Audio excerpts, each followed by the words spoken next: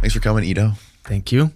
And shout out to Nsima for hooking us up. I watched your podcast with Nsima and Mark Bell. Very fascinating stuff. And I remember the first time I saw you was when you were doing some of that workout stuff with Conor McGregor way back in the day. And, it looked like you guys were doing some sort of voodoo sorcery in the park. I wasn't sure what I was watching, but now you're doing work with Christian McCaffrey and like lots of big, athletes and stuff like that. So what is it about you or your practice that people like Christian McCaffrey are looking to gain from or learn? First, thank you for having me. My pleasure. Yeah, it's. I think we've isolated components, categorize, separate more and more and more, in an attempt to improve things. So we've created these very tiny little worlds within bigger universes that are supposed to replace or give solutions for movement problems, health issues, performance issues. So one of those is like the world of strength and conditioning, or a concept like flexibility. These are little isolated components. And often, when you take them, 1 + 1 + 1 equals 17. You actually discover that there is a lot of other stuff that comes into the picture. Mm-hmm. So there were always voices that try to use a different approach. Not an approach based on knowing, but approaches that are based on not knowing. And try to address those X quantities, those unknown components, unknown aspects. Mm-hmm. It requires, of course, a different set of eyes, different types of tools, and they are less easily perceived from the outside. It's not clear. What are you doing? Mm-hmm. Yeah, what is that voodoo? Right. What is by that? Your word? What is that? A rain dance. Yeah, but it works with the same approach, a specific adaptation to the imposed demand. Yeah. Only how to create that scenario that addresses the real needs there. How can I make the mind change its organization? How can I address connective tissue? How can I work on rhythmicality? People are mentioning those things. Or people shout, relax. You watch some skateboarder or someone performing and they shout relax, but there are no real tools or smart tools to achieve that. Mm-hmm. And that is part of the work and part of the tools that I try to offer. How did this all begin for you? Like, how did you become who you are today? Was there certain things that happened like in your early life that led you to this? Like most people that I've met who are, on the cutting edge of something that's, maybe not mainstream, but could be very, very beneficial. Or like, it seems like, just to me, like my ignorant perspective on everything is that like, this is a very sort of extremely fringe type of working out, exercise, movement, all this stuff, right? For someone who's not initiated, at least. And whenever I've met people like that, it's something like huge has happened in their life, whether it be an injury, some sort of catastrophic injury, or something that's really like had a dramatic perspective change for them that led them to it. Did anything like that ever happen for you? I guess so in some ways, but I'll also offer another possibility. Sometimes it doesn't have to be a catastrophic thing, but there is a moment of freshness. Freshness, when you get a new flavor, when something comes in and all of a sudden not something that is on the map, not a gradual understanding, but a critical mass, a phase shift, a jump. So for me, maybe it was a combination of those things. The first thing was maybe some events in childhood or some orientations. But then mostly what I see is these moments of aha, that leap, that jump that occurs because certain aspects align in your life, a certain readiness is there, and a certain openness. All three come together. The openness is a critical component, as you understand. Why we keep doing, trying to improve things through the same tools all the time. Yeah, it's not. I'm not one to abandon good tools. So the fringe side of things is what made me popular, or why maybe I'm here. But you'd be surprised that I still use a lot of very simple, old school, trusted methods. But also the other side, which of course gained popularity, is how can we scratch that itch when it's so deep in the system, when I can't on the surface place my finger on it, and I want to address in the person, in the mover, in the athlete, deep inside those layers, because the athlete layer is just, it's supported by the mover as a general mover. And then underneath there is even wider that person, and underneath there are even deeper things. Yeah, beyond the personality, beyond the mask, beyond all these constructs. So you mean like their inner psyche? Maybe those are words that you can use for it, but maybe underneath even the psyche, underneath the organization. Yeah, the word personality originates from the word mask, persona. It is a mask. So that organization is not the deepest layer. Yeah, and there has always been attempts to go underneath. The soul? Perhaps another word for it. And there are many different words, right, that to try.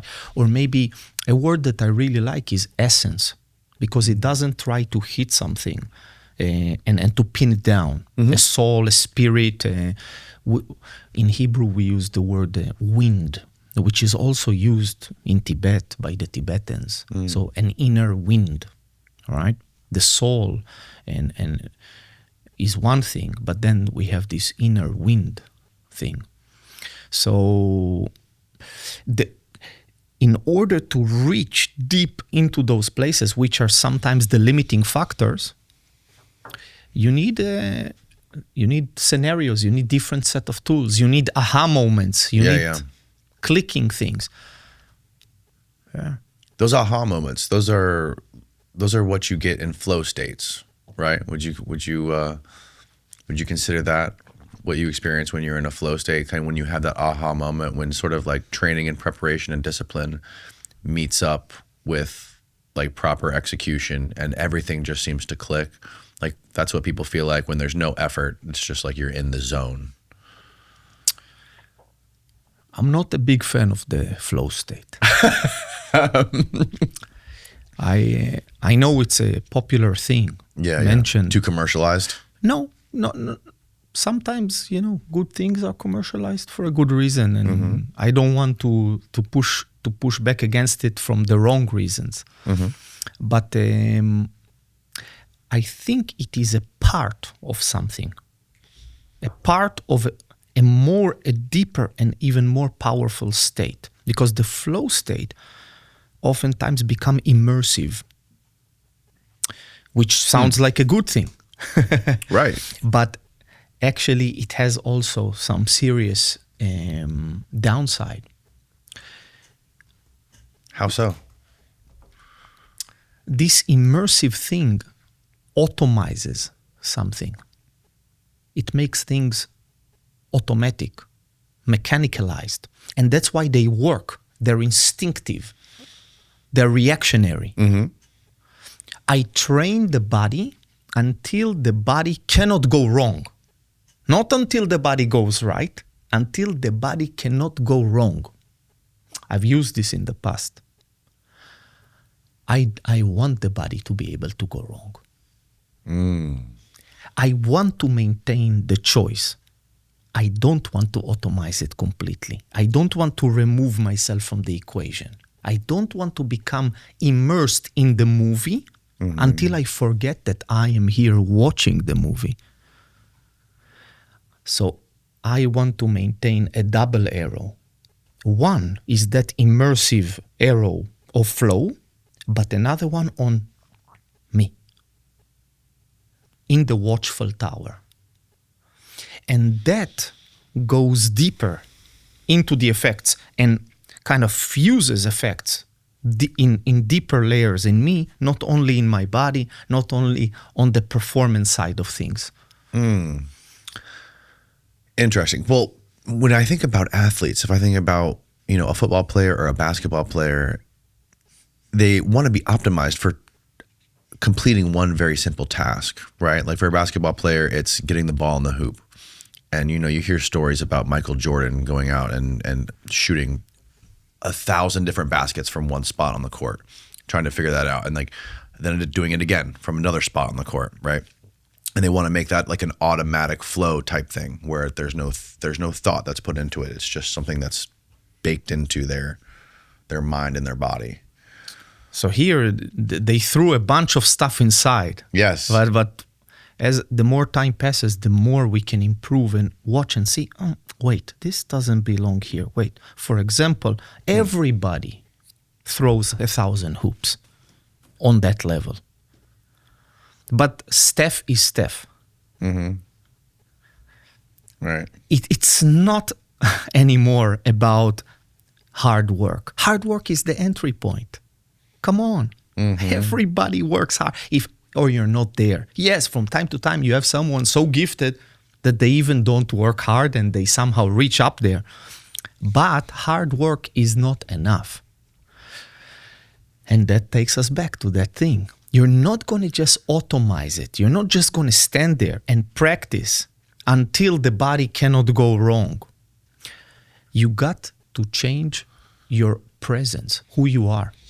On the highest level, when you really want to transform something, you need to become a different person in order to do that.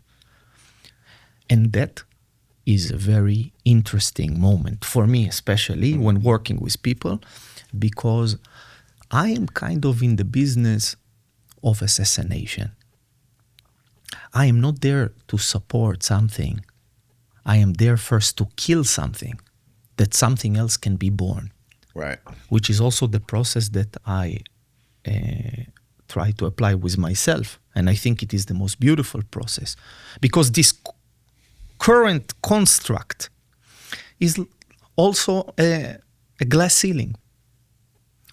So in the practice, for example, of shooting those baskets, you can insert all kinds of elements to not just go through the motions, but to be there doing it in your watchful tower, every rep. Like when you say in the watchful, you mean like a third person type view of yourself doing it? It's one way to look at it. It's definitely, I don't mean the commentary. Danny is now going down the ramp. That is just a distraction. And hence, you mentioned, they shoot the hoops until they don't think the empty mind. Yes.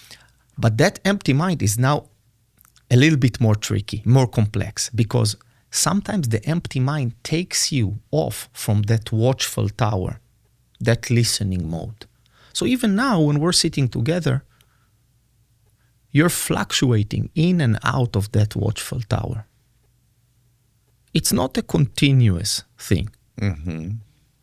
It comes, it goes, and you have good skill there, but I've seen much worse, let's say, right? It's funny in the business of podcasts where this is a very important skill for you guys, but often, and I recorded podcasts all over the world, the person is not skillful. It's based on something else, how they build their cathedral. Their cathedral. Yeah. You have good listening skills, but you can improve them. And so this fluctuation, this presence is not a commentary. And you cannot pull yourself now to the current moment by telling yourself, be here.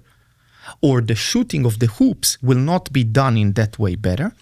But there is a returning, a widening, almost like you're opening up your presence beyond your little limited view into the body and beyond into the room and maybe beyond to contain the whole scenario. I am here, going down the ramp. Not the words that I use, but the presence. And you've had these moments. Everybody had these moments. And that is something that has to be cultivated with the practice of shooting hoops, going down the ramps, playing football or whatever. And it's a quality that is not flow alone. It contains flow, but it's more than that. It contains flow, but it's more than flow. It's an awareness. You have to maintain the awareness of It's another state. We shouldn't call it flow. And it has the flow component of being absorbed in the task, absorbing into the task, but without losing yourself. So it's also... But why is that better? Because that is actually you. And anything else is some kind of a robot. Who drove here today, Danny? Right. Was it you? Do you remember the shifting of the gear? I don't remember anything about the drive, to be honest. There you go. So it was not you. And this is the critical thing that we have to realize. If you enjoy watching our show on Spotify or YouTube and you want to be more involved, I encourage you to please come check out our Patreon community. Not only does our Patreon community get every episode you see on YouTube early, fully uncensored, and ad-free, but we're also doing Patreon exclusive episodes as well as live Q&As, and you can get your personal questions answered by our guests every single week. For me, being able to collaborate and communicate back and forth with our Patreon community every week has been huge. And this is my way of saying thank you for the cost of a cup of coffee a month. Now back to the show. I've stood behind world champions, and I tell you, nobody's home. Nobody's home. What do you mean nobody's home? It's a robot. Really? It's a robot. Doing those things, they cannot fail. They're so good that the robot have been trained not to fail. And then they can even report on it. They can talk about it. Nowadays, everybody talks about AI. That's the AI. That's the reason why AI is AI, because what created the AI is the AI already to begin with. Yes. And we don't need to look far away. It's in the way of being. It can be verified by examining your life day in and day out. And hence, it brings me to what I do. Practice, praxis, this ancient word, practicum, is the most important thing we are here to do. There is nothing else. Life is not for living. I feel way more enthusiastic and excited when I try to get out of my comfort zone with anything. Not just workouts, right? Like for most of my young life, I didn't really do any sort of sophisticated training at all. I just did basic compound movements in the gym. Along with all of my physical activities that I constantly did, like surfing and skateboarding and stuff like that. It had no benefit. I never really learned about proper technique, proper movements, any sort of like muscle balancing or stretching or any kind of stuff like that. And then, but as I got older and I started to learn new things, at one point I would quit doing that kind of stuff and I would start doing a whole nother routine or a whole nother series of workouts every single week on a whole different schedule, completely alien to what I used to do. And then recently when I had Nsima here, Nsima showed me a whole bunch of new things that I had never seen nor practiced in my life. And when I abandoned everything else that I had been doing previously in my life and started doing all these new tricks that Nsima Inyang, for people that don't know who I'm talking about, he's on the Mark Bell podcast. He showed me all this other, this new stuff that I've never done before. And I started doing that. And it was like the feeling of just being a complete rookie at something and not really understanding what you're doing, but doing it anyway and pushing through it. There's something to that, like the novelty of it, or the building of the whatever, like neuroplasticity is happening in your brain. Something about it is invigorating. I don't know what it is, but do you notice that? Is that something that you focus on, and why you think that it's important to sort of be spread wide with everything you do? It's one reason, but it's still as corrupted as any other reason. Because you're standing in a place trying to get something from it. Right. So it's not my game. That's not my thing. That's the way we think about it here in America. I know. I know. We need some dopamine. Well, we do. And we're going to get all those things in the back pocket as a side effect. Yeah. But it's not good to orient ourselves directly there. Right. To go immediately to that, because some of those things are really side effects. They are really side effects, and we should appreciate them as such. So all your report is great, and I'm not going to take it away with what I'm offering, what I'm talking about. But let me answer your question, because that wasn't. So first, I spend the majority of my life doing exactly what you described. Hence, I tell people, if you watch me practice in my day-to-day, you wouldn't be impressed. I've spent decades being the beginner, and I've almost always abandoned things I'm good at. The moment I reached them, I didn't have any more interest to repeat. I'm not repeating my skateboard tricks from 16 years old. I moved on. I can do one-arm handstands, but I don't do them in the day-to-day because I can do them. Because the pleasure, the likes or the dislikes, that's a game that I've seen where it goes, and it doesn't go to pleasure as it is, like it's. Right.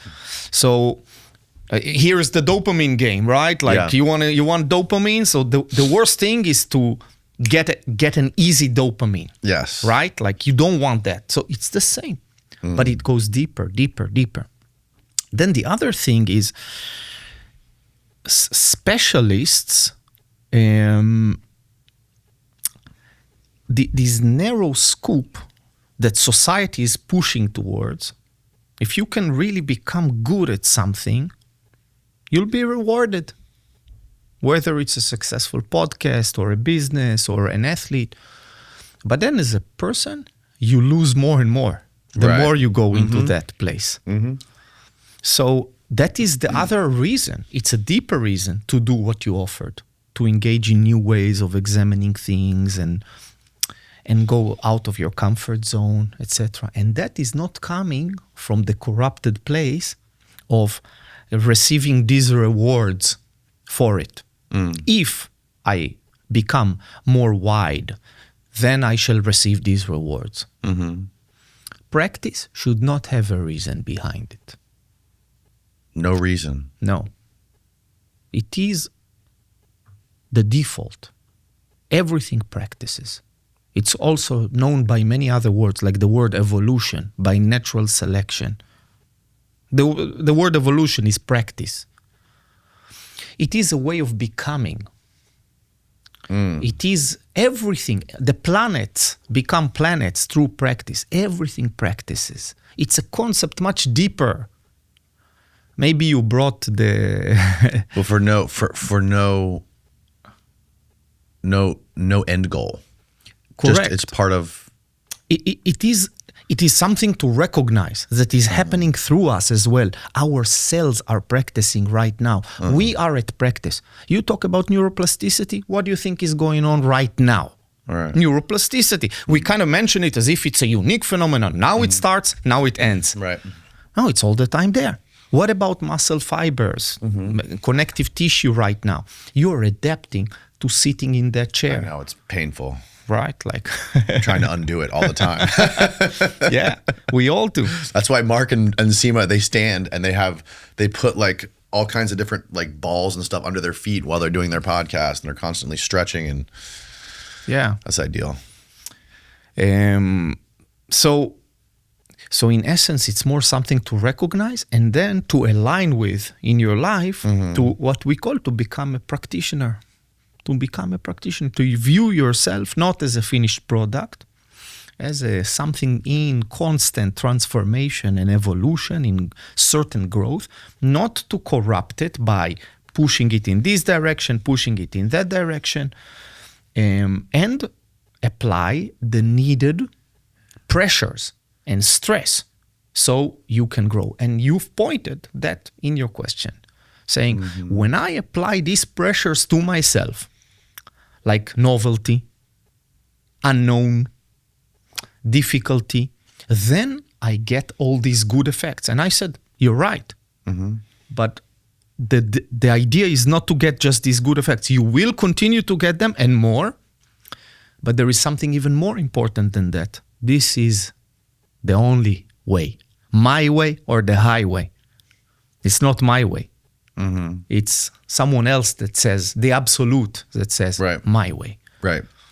What you're saying is so counterintuitive to Western culture and how we do things, right? Especially if, any practitioner of any sport or any everyday person, they typically, they want to strive for something, right? And typically, in every single element of our society, something is trying to be sold, and it's all based on consumerism, right? Everything is a product. Everyone is trying to, whether it just be a gym or whether it be some sort of supplement or whether it be some sort of, special workout program to fix your lower back, right? So like what you're doing, it seems to be just a breakaway from everything that Western society's adapted to, where Arnold Schwarzenegger, muscle cars, fast food, that kind of stuff. And this is like a huge departure from that. So it's very interesting.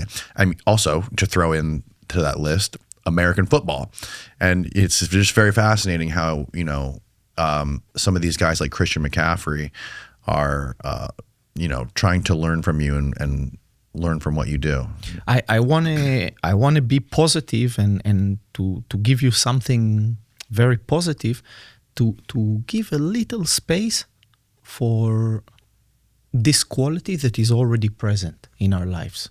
And it is present. You're right. A lot of it has been corrupted in this way, but there are still places in our life, and always were and always will be, that are motivated by something else, or shall I say, not motivated by anything.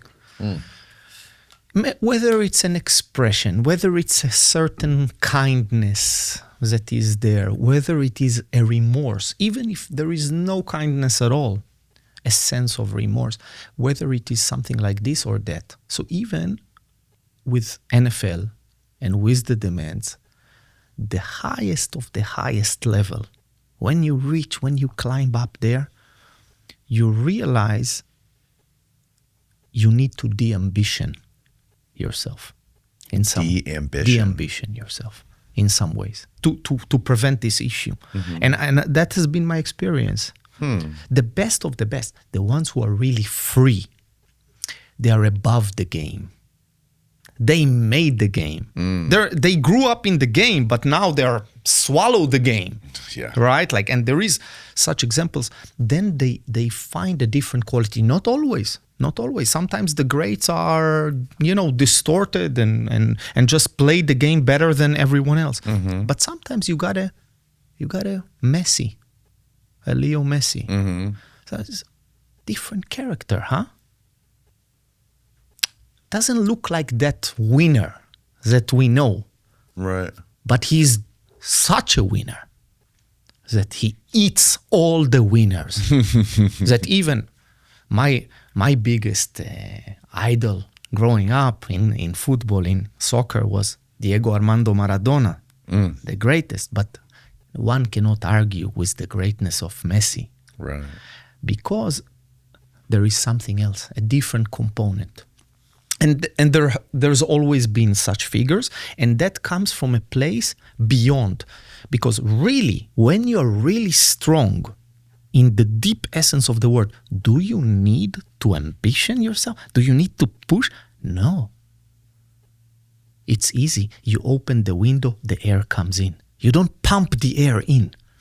You have that freedom. You have that capacity. Some athletes that I've had the pleasure to work with, because of the complexity of the ideas. For example, I'll take a Christian, and we will read texts together.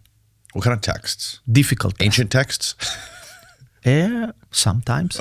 Difficult texts. Wow. Difficult. Like, for example, we've read this week Jorge Luis Borges, an Argentine author. A text that will make you, after one page, your head hurts a bit. And Yeah. We did math. Yeah, 2 weeks ago we did some math work. I thought you said you did meth. Not with an E. That's one way to do it. Yeah, that's another practice. Yeah, right. It can bring some things for sure. Yeah, for sure, yeah. So we did some complex mathematics. Yeah, some mathematics to make a point come across. Now again, when the video is presenting it, it presents it as if this is what we do. Out of 12-hour days of practice. Wow. Which nobody puts in. This is a small component, but it's popular, it's sexy, it's different. So people, but we also do the power cleans, the strength and conditioning. We go to the field. But how much can you do that? Right? Recovery is like, so we do a lot of other things. We meditate every day, hardcore, sitting still, no movement. Wow. For long periods of time.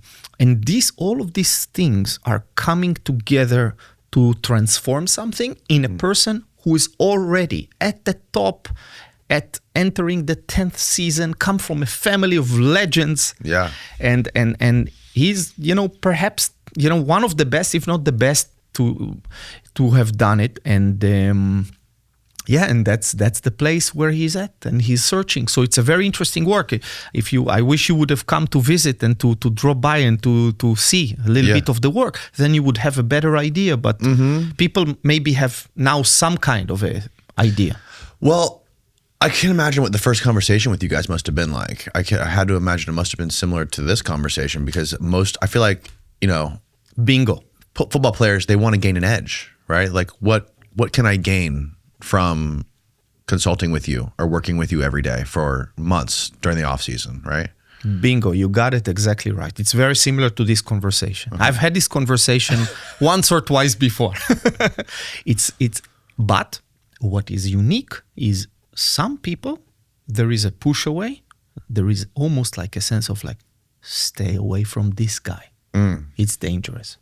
And it's not personally me, Ido, but it is that assassination. And there is definitely a risk of being close to that thing. You're like a psychedelic drug. Maybe in some way. It's not me. It is the practice itself. Sure, It is a genuine practice, and I am not willing to sacrifice that. So I make sure it's there. So the conversation starts like that, and many times people will like come out of one ear, go to the other ear, or interesting things. Not realizing what they have met, who they have met. Not me. Right. Not me. But I'm talking about something that is moving through that me thing. And with Christian, he has that special combination of intelligences and observation and honesty that he was almost immediately, that was very impressive. I was like, okay, I got you. We're dropping this. Really? I'm with, like let's go. And the threat was like, that's why I saw real power in the guys. Like, assassination? Sure, go ahead. Like going to the dentist, I was like, no anesthesia, go in. Right. That thing, like beyond. Like, what if I start doing all this stuff with Ito and I decide I don't want to do football anymore? Part of it. Part of it. And you know what? I wouldn't speak by anyone's name. Yeah. And it's not the point. I don't want anyone.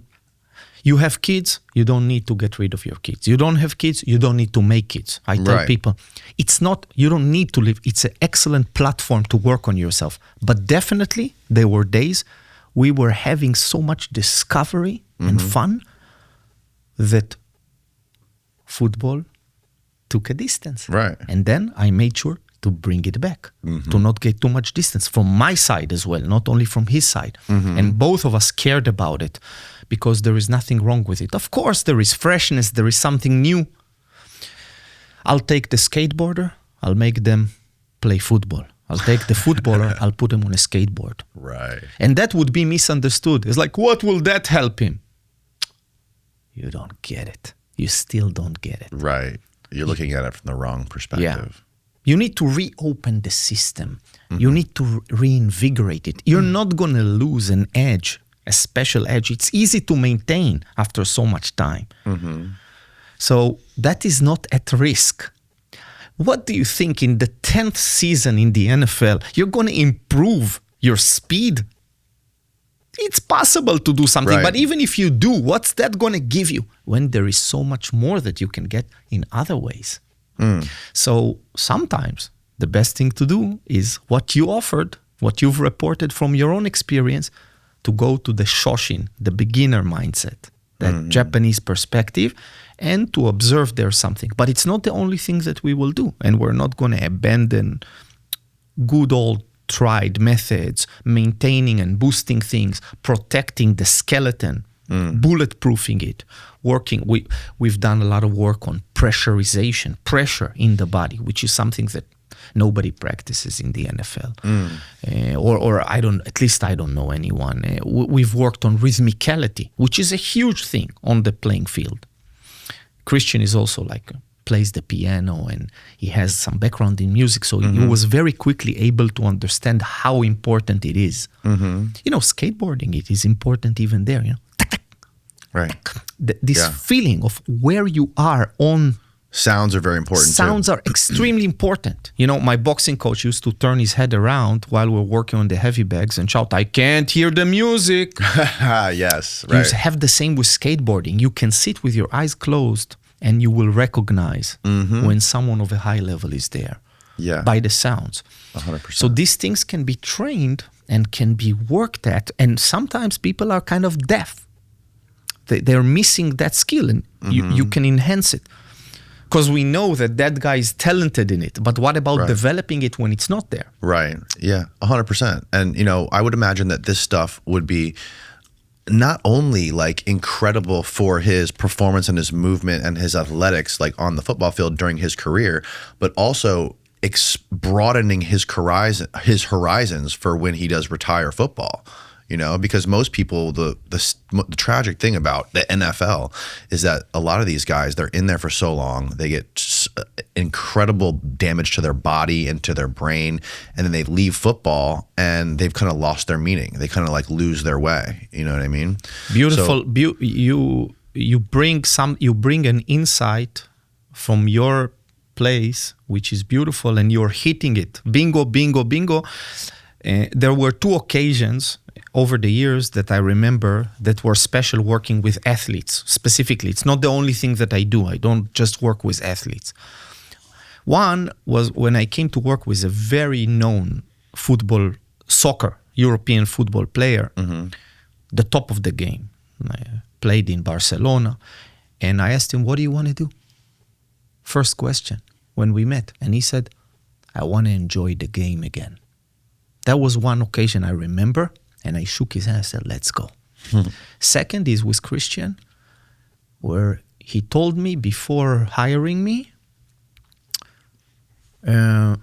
it's not about winning for me. It's a spiritual journey. It's not about the NFL. It's not about this. Maybe I get injured the first game. And, and he's been injured before and he knows. So it's exactly what you said. It's already touching things underneath the athlete, the mover, the person, and it's important for our lives. He's a parent. He's a person in this world, and we are not addressing those things. We don't have license for parenthood. Yeah. And we're a product of, people who didn't have license for parenthood. Yeah. And this is a missing practice. All religions represents practice. This is what they offer. It's not just a belief in X, Y, Z, but there is always practices involved, like fasting, like not speaking certain words, like not doing certain things, right? Those are representative practices. Also spiritual traditions, also various systems, various martial arts, various yogic systems. They're all practicum. The word practice encompasses all of this. It's a huge word. It's almost the word life. It's a huge word. It's a word bigger than religion. Right. Even. So because it contains the world of religion. So for me, that was why I do what I do. If I found something better, I would have done that. Yeah. It's like you're helping these guys unplug from the matrix, right? It's like a big perspective shift to not just want to optimize something simple, something two-dimensional, but you're just really expanding it into something that's on a whole nother level. So like to drill down specifically on like more of the specific things that you guys work on. So you guys were like reading hard texts, philosophical stuff, maybe doing hard math problems. Like when it comes down to like physicality stuff, like what types of things do you like to work on in regards to that? Or like, are there any kind of like, for example, is there one thing you do every single day, or is every day something different? Both. There are the components which are daily addressed because of the demands of the specific practice. Like, for example, certain connective tissue work that we do. Not so much muscular work directly, but like how do you thicken connective tissue, joint capsules, tendon, fascia, all this stuff. How do you really build these guys up? So this is like a daily thing that we've been doing. Weird practices that are not known so much in the West here, and we're trying to take strength and conditioning and bend it into that reality. But in reality, it's not that suitable for it. So like people try to do, for example, isometric holds, mentioning the effect over tendons. You know isometrics? Statics. When you hold a position under load, you're not moving dynamically. Right. So that, it's true that it has certain effect over the connective tissue, but this is also still sets and reps and time under tension. It's affected by the original state of mind of a strength and conditioning coach. And I went a bit wider, and so able to bring practices from rock climbing to the ballet dancers, from the ballet dancers to the fighters, from the fighters to the football players, and move this stuff between somatics and between. So this is an example of a daily thing that is needed. Strength and conditioning needs to be programmed. That's part of what I do. We do power work, strength and conditioning. We use a variety of tools for that. You cannot build someone's explosiveness, for example, for football without weights. Right. You need it. Yeah. It's not going to happen by doing, pistol squats or calisthenics. You need to load the posterior chain. You need to develop in high speed duration. You need to be able to deal with very fast eccentrics, very fast negatives. Also skateboarders, by the way, which are horribly prepared for what they do. They just by design. Yeah, they just do it. Yes. Because they're so, and that's why I love skateboarders and always did. They're artists, but they also sacrifice a lot of their bodies because of that lack of professionality that is not there yet. It starts That's in what some makes places. it cool, though. Yeah, it is. It is. By the way, I kind of meet a lot of skateboarders. Huberman is one. Yeah. And so we had on the latest podcast that I recorded a few weeks ago, we talked a lot about skateboarding. And he asked me a question about a weird quality that I mention often, that is not so often mentioned here, called air sense. The ability to perceive where you are in space when you're flying through the air. And you know, like those elite skateboarders, they have this keen sensation of where they are. Yeah. I don't know how far you went in your practice with skateboarding. Did you do high ramps? And I didn't do much ramp stuff. I mainly did like jumping off of huge shit, loading docks and down staircases and stuff like that. And now that I'm older, I'm doing more of just like that thing out there, that mini ramp. Because I just, you know, what stopped me was injuries. I probably sprained my ankle a dozen times, and that's where the so you know a thing or two about this air sense. Yeah. Or lack thereof. Yeah, sometimes. Yeah, I was working as an acrobat, you know, for a length of time, and so there is this quality which sometimes you cannot predict. Like a person is very coordinated, looks great as long as they touch the ground. Yeah. That the moment they're in the air, rolling down the windows, you know, right. Like whoa, where am I? Yeah. You can see it on trampoline work. You can see it in big ramps, in skateboard. So this is a quality that how do we develop it? And you can develop it. There are practices to work on it, to enhance it. For example, nowadays skateboarders work a lot with pits, with gymnastics pits, big ramps into gymnastics pits, like foam pits. Yeah. And all kinds of tools. Trampoline work is very useful. There is even spotted string work, like from the world of circus, where you have these strings like suspending you and certain harnesses.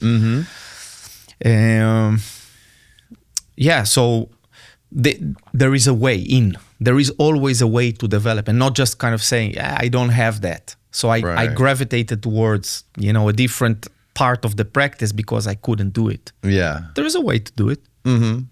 Yeah, 100%, man. And I think probably vision has a lot to do with it as well. Huge. You know, I mean, I've seen stuff that, you know, other like super high level athletes, like football players, specifically the receivers, the guys who catch the ball, like they do all kinds of crazy work with, you know, like bouncing balls off walls and catching them, and like working with peripheral vision, trying to do things where they can like do simultaneous zones of awareness where they're trying to pay attention to what's happening out here while focusing on what's happening here, and like doing like, we're doing a lot of this stuff as well. Oh really? Yeah.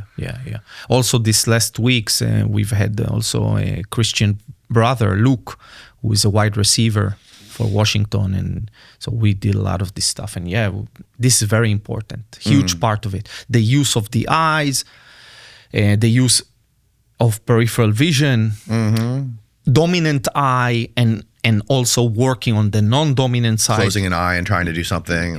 Or having certain implements that are closing parts of your vision, or field of vision. There is all kinds of things. I feel like that's such a fundamental part of everything that you do when you move, is your vision and how you picture yourself in the world. You're very correct.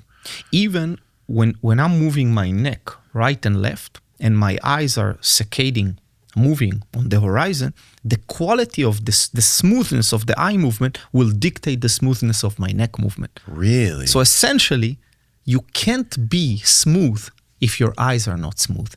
So it's not just training the eyes to see, it's training the eyes to be very smooth, not to be jumpy. Is that possible? Of course. To move across and not, because I feel like your eyes stick on things the whole way. And what happens if you, when you're staring out of a window of a car or a train, and you can shift your eyes to the details on the window. So if I'm watching my fingers and I'm opening them slightly to see the outside, and you're moving it, but you're watching the edge of your fingers, you'll be able to keep them smooth. So it's more the focused vision that keeps locking up. Yes. But when you open up, you can gain a different quality. You know what I've always noticed about like incredible athletes, like for example, Michael Jordan or Tom Brady specifically, they have a very wide vision. Like their eyes are almost always pointed outwards. I don't know if you've ever looked at their faces. Like find a photo of Michael Jordan, like a picture of his face on the court, or even Tom Brady, like when he's playing football. If you look at their eyes, like they have like a crazy peripheral vision. Like I would imagine how that would be super helpful, especially in basketball, to have like the full court vision to see wherever, be aware of like everything at one point. But I always found that very interesting about those guys in particular. Also Kelly Slater, same thing with him. Interesting. Yeah. The use of the peripheral is a lot about also to be able to trust it. What I encounter often is not a lack of peripheral vision. It is an inability to trust it. So you use your focus vision because you didn't trust that stain that you saw. Right. To react to it. Right. So I educate and create scenarios in which you trust it. Go for it. That is a blur. That is a stain. Learn that it's enough. Don't focus on it because that will be too late. It's too slow. The peripheral vision is much quicker, much more sensitive to low light conditions. And even if you look in my eyes and don't move your eyes from my face, can you tell me what numbers do I have up there? I believe you have a 3 on your right hand. Okay. And I think you have 1 on your other hand. Look at it. 2. You have 2 and 3. So, and I tricked you here a little bit, right? You did trick me there. But it's still, so you can train to be able to pull that information even from the peripheral without moving your eyes. But you felt there was a limbic friction, right? You wanted to move your eyes to find out. Yes. So it's about learning to trust it. It's a hard thing to train too, I feel like. We just trained it. Yeah, I know. And you were able to say it's 3. So in reality, if you are in a military situation, hostage situation, or you're in a high-speed football game, and you can trust that blur and say, that's 3, and not move your eyes, you have an edge. Right. 100%. You found a photo of Michael Jordan, bro? Yeah, I mean, his eyes look normal, to be honest. Not on the court, like playing? Oh, I don't know. I guess you just have to see a video.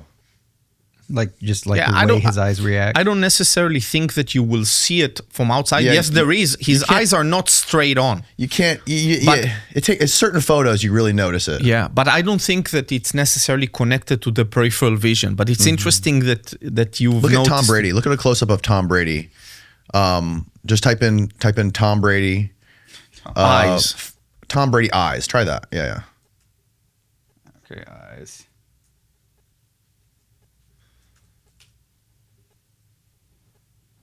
Try to find. I mean, go up. Look at that one. No, the GQ one on the top. Up, middle, right there. No, not that one. Go back. Down to the left, very far left, underneath the one of him in the red shirt. GQ. No, to the left, left, right there. Yes.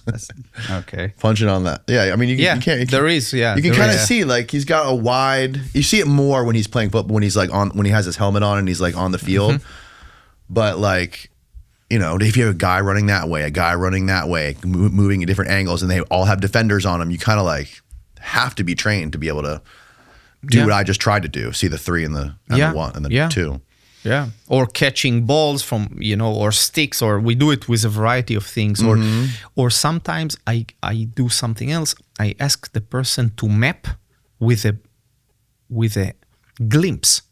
One glimpse, you have to map the scenario, then it's taken away from you, and now you have to do it. So, for example, I did it a few weeks ago where we were in a tennis court, and I threw 3 tennis balls, and they stopped in certain positions on the court. And I say, look, now blindfolded him, go pick them up. In a whole open tennis court. And like by memory? Yeah, it's not by memory, it's by mapping, spatial mapping. Like when I entered this room, for example, I was in the lounge, in the how you call it? The lounge, yeah. The lounge, the hangar. This hangar, it still exists inside of me now. It's mapped. Yes. I know how to get out. I know where the door is. I know where the toilet is. Yeah. So this whole thing is actually constructed, simulated by us without us even noticing. And similarly, our body is also constructed inside of us. There is these schemas, simulations of ourselves, the peripersonal space, which is even a bigger sphere, not just my body, and spatial schemas and even social schemas. So you kind of know where you are in society. Right. Right? Like culturally. And all these simulations are like coming together in us. Oh, yeah. To create the us. Yeah, 100%. That's very interesting. So you can work and you can, so by placing this, it's not just memory, but it's, let's see how detailed your simulation is. I put the balls and then go pick them up. And it was amazing. There was like 8 steps, bends down, picks the ball. Really? Yeah, 4 steps to the right. This was Christian who did it? Yeah, Christian. Yeah. Tuck. And so it was very accurate compared to other people. Yeah, I don't remember exactly the scenario that we did, but that was something like that. How much do you think people like him or people like Connor or whoever the person might be, whoever the super athlete might be on their level, how much of that ability that you're describing is genetic versus trained? Or how much of it is trainable, or is there like a limit? Because with him, it just seems like a natural thing he was born with. It's a natural thing to be born with, maybe. And what about growing up as a McCaffrey? Right. True. Did you forget that? Yeah, I did forget that. So you know what? How can all these McCaffreys be in the NFL? Mm-hmm. What? All them won the genetic lottery? For example, he's the shortest of the family. Is he really? And he looks different than everyone else. He still made it work. He doesn't look like his dad. Does he really look different? Yeah, he looks different. Interesting. He's very different to his dad or his brothers. And they're all a bit different. You know what I see there more? Like I told you, it's not so much in the genetics or in the body. It's in the cultivation. It's in the environment. It's in the practice, which you grew up in, playing baseball, basketball, playing football with a dad who was obsessed, right? Like with these things. And he told me crazy stories about growing up there. And on top of it, of course, there is a good genetic pool there. Mm-hmm. Sure. You know, they're also gifted in that regard. I don't like the genetic question so much. Because I feel it moves us away from practice. Instead, I prefer to ask, how shall I practice to improve? Not, is this genetic or not genetic? That goes to the comparison. Can I make it as a professional skateboarder or not? Yeah. Here is my beef. And here is why I like skateboarding or parkour or breakdancing. Some kid is born somewhere with a polio disease. But he wants to be a gymnast. Can he be a gymnast? I guess if he really tried hard and worked hard at it. No. You're wrong.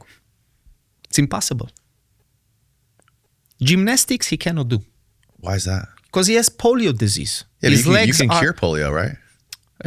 you cannot cure. I'm talking about the situation where his legs he's are paralyzed. Yeah, he has like a certain paralysis. Right? Okay, Like, no, he cannot do gymnastics. He cannot do gymnastics. What happens now? This kid becomes the greatest breakdancer in the world because his legs are lighter a little bit, and he does these crazy tricks. You've seen them, and he makes millions more than any gymnast does in the Olympics. Is this a real thing? Yeah, it happens every day. You got to find this guy. So there is a million of them these days already. He uses YouTube. Paralyzed, yeah, just like the legs are atrophied. They're with scratches, but then they're so light. He leans into his hands. His legs are floating. Wow. So I don't like the standardization of humans, which we saw where it goes in our history. That is still happening in professional sports, Olympic sports. You got to be born to the right parents and in the right skin color to be in the 100-meter final in the Olympics. Yeah. It's just the reality. So, okay, what about if I wasn't? So then there is these new phenomena like skateboarding, where you can find a way. It's not one way. There is an art to it. There is an openness to it. And also limiting factors, I feel like, motivate people to do things. Also. You know? And I love that. Instead of being blocked, you're never going to do gymnastics. Because your legs are, or your elbow does not straighten. You cannot do gymnastics. Right. You can, the people that cannot fully lock the elbow, you cannot do gymnastics. You're not going to get anywhere. There's this guy I follow on Instagram. I can't remember his name right now. Steve, you're going to have to look him up. He's a blind skateboarder, completely blind. And he rips harder than anyone I know on a skateboard. He rides a half pipe, a huge half pipe. And he does things I couldn't fathom doing. Completely blind. It's incredible. And he even brings the stick with him on the ramp. I love it. It's crazy. This is what I'm saying. So for me, this is a lot more about movement and our humanity coming back. And now you can even make a fucking living from it. Yeah. With Instagram and with YouTube. And that's the positive side of these things. Is it Dan the man? There's several of them. This guy skates a half pipe. Go to his page. This is also great what he did. Yeah, this is definitely cool. There's Anthony Ferraro, Brett Devlou. Just type in blind skateboarder half pipe. See what comes up. That might be him on the second. Yeah, right there with the putting the helmet on. That might be him. Click on that. Yeah. I'm not sure if this is him or not.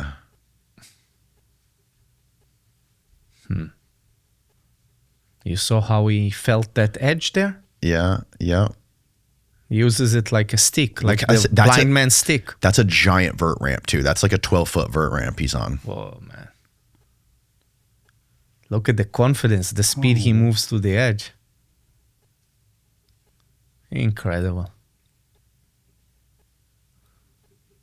This isn't the guy I was talking about. The guy I was talking about, somebody different, but that's still super impressive to be able to do something like that. And that's what I'm saying. Like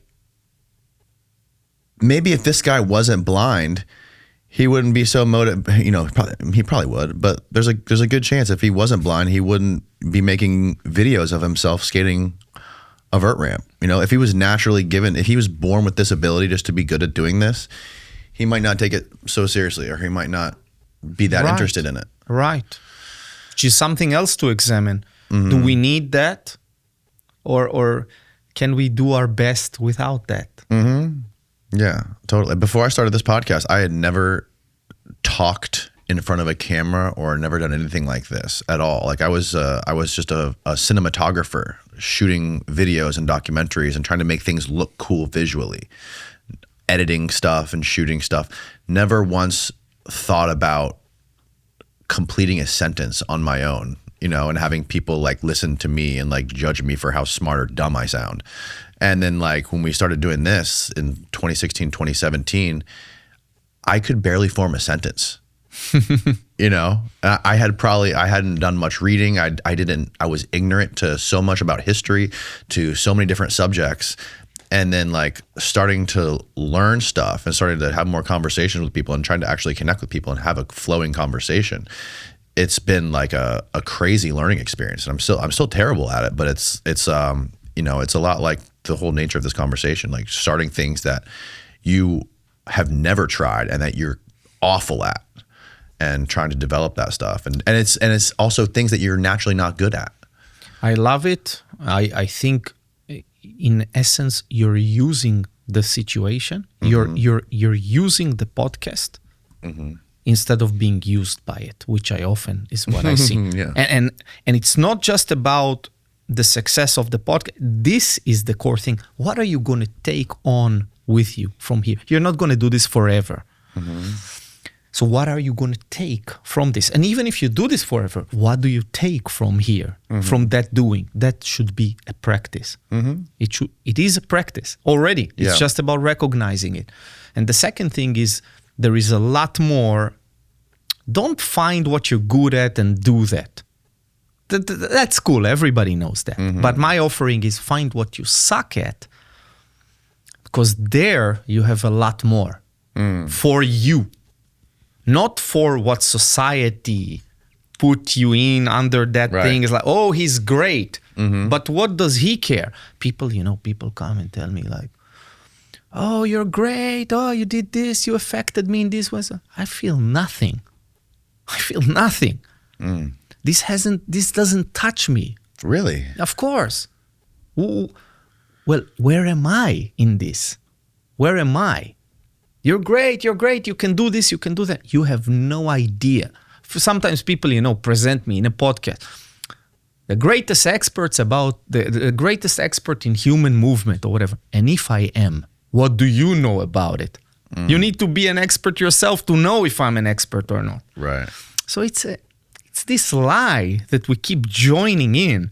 As like, you lift me, it's like, okay, Nassima introduced me, so I'm here, and now I'm lifted by you, and then the next person brings me in. And yeah, the people that try to do that kind of stuff are the ones that are trying to compensate for a lack of something that internally, I agree. The people that I always say, like the people who brag about getting the most girls, or the people that brag about being able to beat anybody up, are the ones that are the opposite is probably true. Beautiful. And that's why I often see in fighters, the ones who end up in martial arts like me are weak. My father, he never went to martial arts because he was strong. He was confident. He had fist fights, he had this, and he didn't need to go to martial. I felt weak. So I found myself in martial arts. Right. Most of these fighters are that way. They come from a place of being abused, being bullied. It's a common thing that keeps repeating. But then the other recognition is I don't have to pursue this anymore. To be able to understand it, so okay, it was part of my journey, but I don't need to continue to pursue it. Or feeling dumb. So people pursue, crazy careers in mathematics, in physics, in whatever. From one experience in primary grade where they couldn't get it and everybody else got it. And now they're dumb for the rest of their life. Yeah, that's another thing that goes into, that's baked into our culture too, is just the like academia and science and all of these scientific pursuits. There's this built-in competitiveness to it where they all want to be smarter than the other one, and they all want to beat them on the hierarchy, and they're just like in this very, very shallow, like two-dimensional game that they're playing. It all boils down to the same thing. It's all ego. I feel like at some level for most of this stuff, even for like jujitsu. Like when I started doing jujitsu, I always heard these stories like, oh, you kind of like lose your ego. You realize that you're helpless. And it's like, that anyone can take you out. Anyone can take you down. Even a 16-year-old can do this to you and you're helpless. And I'm like, oh, wow, interesting. I get in it. All those guys have the biggest egos. Oh my God. I'm so happy you say it because I often look, I've never seen, well, not never, but I don't need to take my shoes off to count the number of times working with a fighter who actually uses fighting as a practice for themselves, a spiritual journey. It's often mentioned in all these beautiful clips, the samurai, and the one. It's like fucking bullshit. This is the biggest crime because it's not. It's okay if you keep silent and you just do your thing and maybe, you're corrupted in that way and you fight to be a showman, you fight for the sense of strength over others. But then to claim it's a spiritual journey, come on. It's not a spiritual journey for you. It's clear to everyone who you are. The persona, the ego, the pursuit, etc. And, even the belt system. The belt system as a whole. Of course, yeah. And if you look back at the belt system, where it, how it evolved, and also the need to give you that to pull you in. You get this belt, and then this belt, and then this belt. So it's like Scientology. It's like a cult. Yeah. And stay longer. You're gonna get the black belt soon. Yeah. So like some people in BJJ, they stay for like 3-4 years beyond the point that they would have quit just to get the black belt. Right. It's such a common thing. And then they get the black belt, they quit. Yeah. So it's like so strange. You isn't just it? sold 4 years of your life. It's like, for what? Ridiculous. This happens everywhere. It's not BJJ. It's not just martial arts. It's everywhere. You're being pulled by these forces, and it's not about you. It's not about us. Yeah. So for me, it was a big thing of like, wait, what is it for me here? You're great. Or working on stage and seeing the audience, or, you know, or being popular, or making the money, or whatever it was. I was like, there is nothing here for me. I'm left with nothing. I'm playing other people's games. You said before the Matrix, but this is another Matrix. It's not it's not the inner Matrix, but it is an outer Matrix, which is clear. So it's almost the job, the obligation of the practitioner to be a renegade. I like it because it enhances other parts of my life. You know, if I do like a hard jiu-jitsu session and it really kills me, the rest of my day feels so much better. And I'm uplifted. And, you know, this might be, you know, the wrong way of looking at it. But for me, it's useful because it puts me in a great mood. It makes me feel like I did something. And, you know, it enhances different things. Like it enhances cardio. I feel better after I do my cardio. And I don't know. I feel like things like jiu-jitsu, with things like not necessarily skating, but definitely podcasting, different things like this, they spread out into other aspects of my life, and they enhance all of those, right? It's not just one specific lane that's mutually exclusive to that thing, which is what I really like about it. And I like when Nsima was here, he was explaining to me a bunch of things with jiu-jitsu, like when it comes to breathing and all that stuff. And he's like, I like to compete against myself in this way, where like I go, when I roll with somebody, I try to go as long as I can without breathing through my mouth.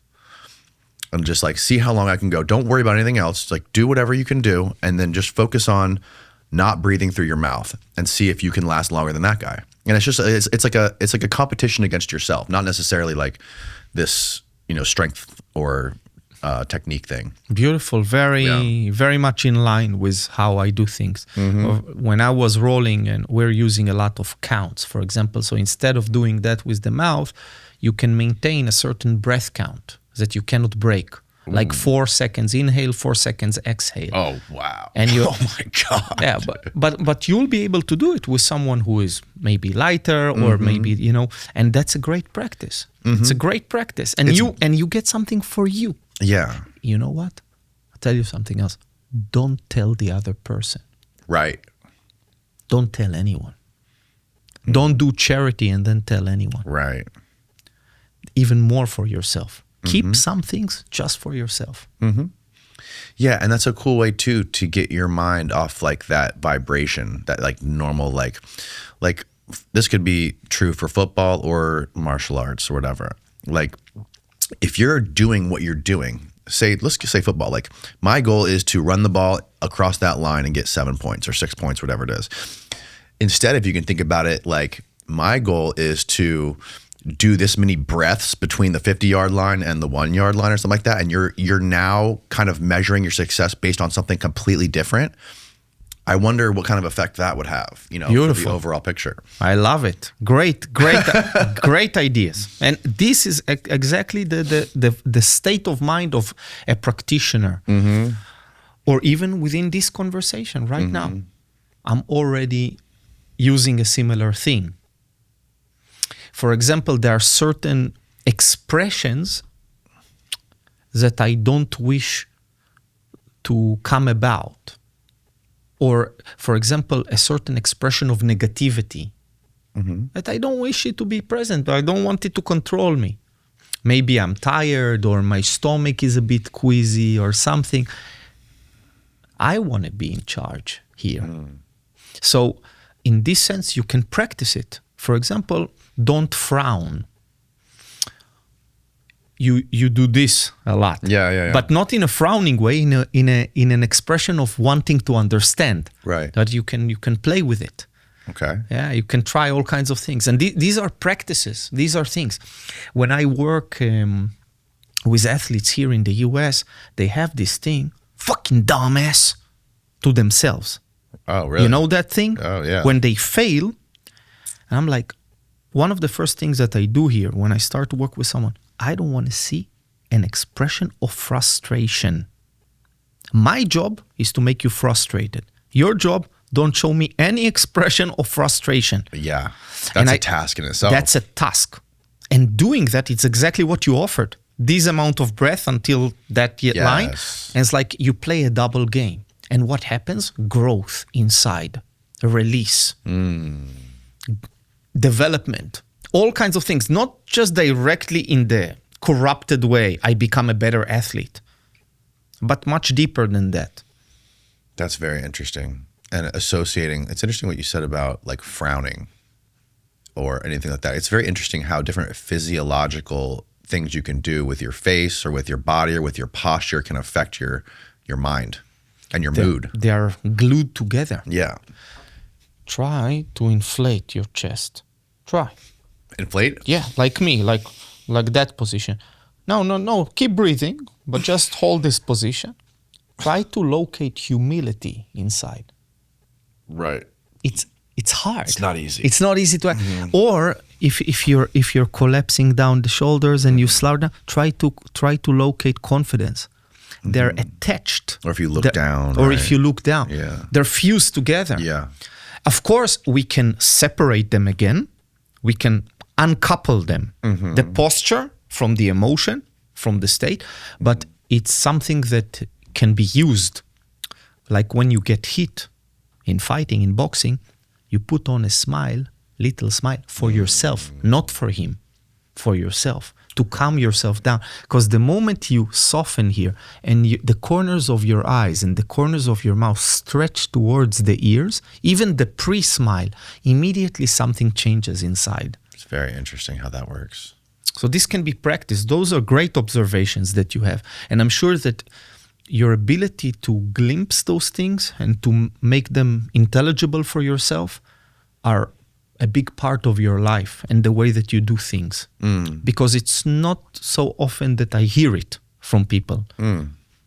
How much do you guys focus on, because I know I've heard a lot from people like how breathing through the nose is like very important and you shouldn't breathe through your mouth, and especially when it comes to like very taxing physical activities that are like cardio intensive. How much do you guys focus on that? I know also like belly breathing, I've heard, is like very important, and like with when you're moving, how your breath should be synchronized with your movements. Like for example, exhaling on effort and things like that. So there is a bunch of stuff in here. There is some good stuff, but there is a lot of bullshit as well, like put together there. Oversimplified stuff, in essence, that it's easy to conceptualize, you know? Like, okay, here you go, 30-second clip on Instagram, breathe through the nose, you know, or chest breathing is like creating panic, all this stuff.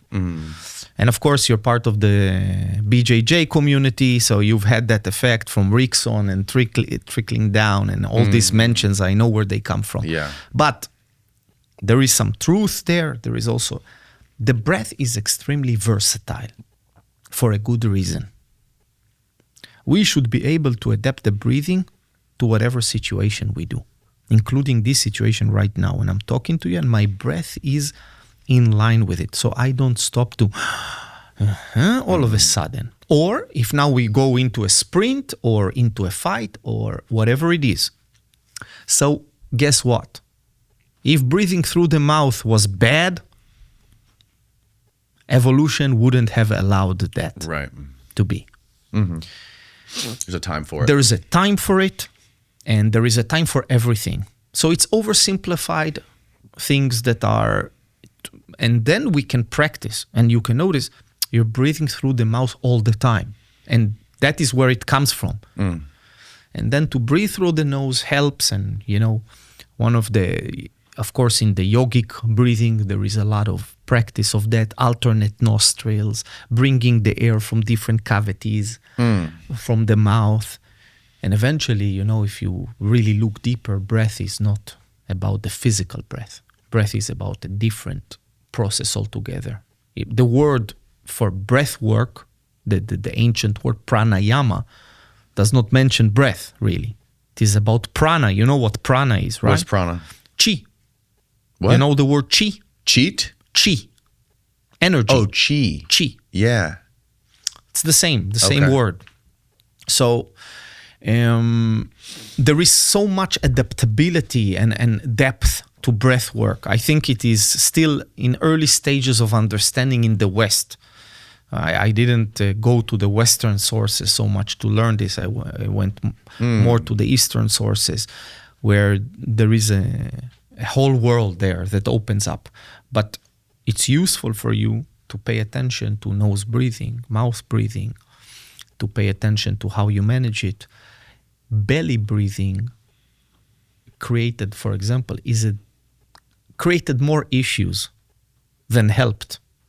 Really? Yeah. Extremely oversimplified thing where there is already a displacement, a breaking of the proper posture.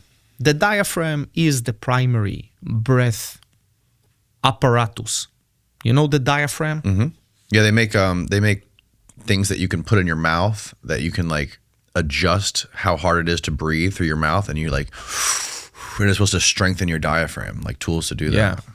Not a fan of those as well, but yeah, there is a lot of methods to do this. By the way, Nassim, I gave him a practice of breathing last time we met. Mm-hmm. He asked me, and I told him, you don't need those implements. Buy a watering hose and put the edge of the green hose in a bucket of water. Take the other edge and make bubbles. It's old method. Blow bubbles into the water. Blow bubbles in the bucket. Do it for a period of time. And then from that he started to go into didgeridoo and all kinds of, esoteric sides of cyclical breath, and there is a lot there to discover. Yeah. But anyway, so when everything works well and the diaphragm is in a natural scenario, the posture maintains a certain position. The rib cage, the pelvis, and then you don't push the abdominal wall out and in. And this belly breathing is an attempt to move the diaphragm, but it's actually creates a distortion oftentimes. It has a place, but it has, again, been oversimplified.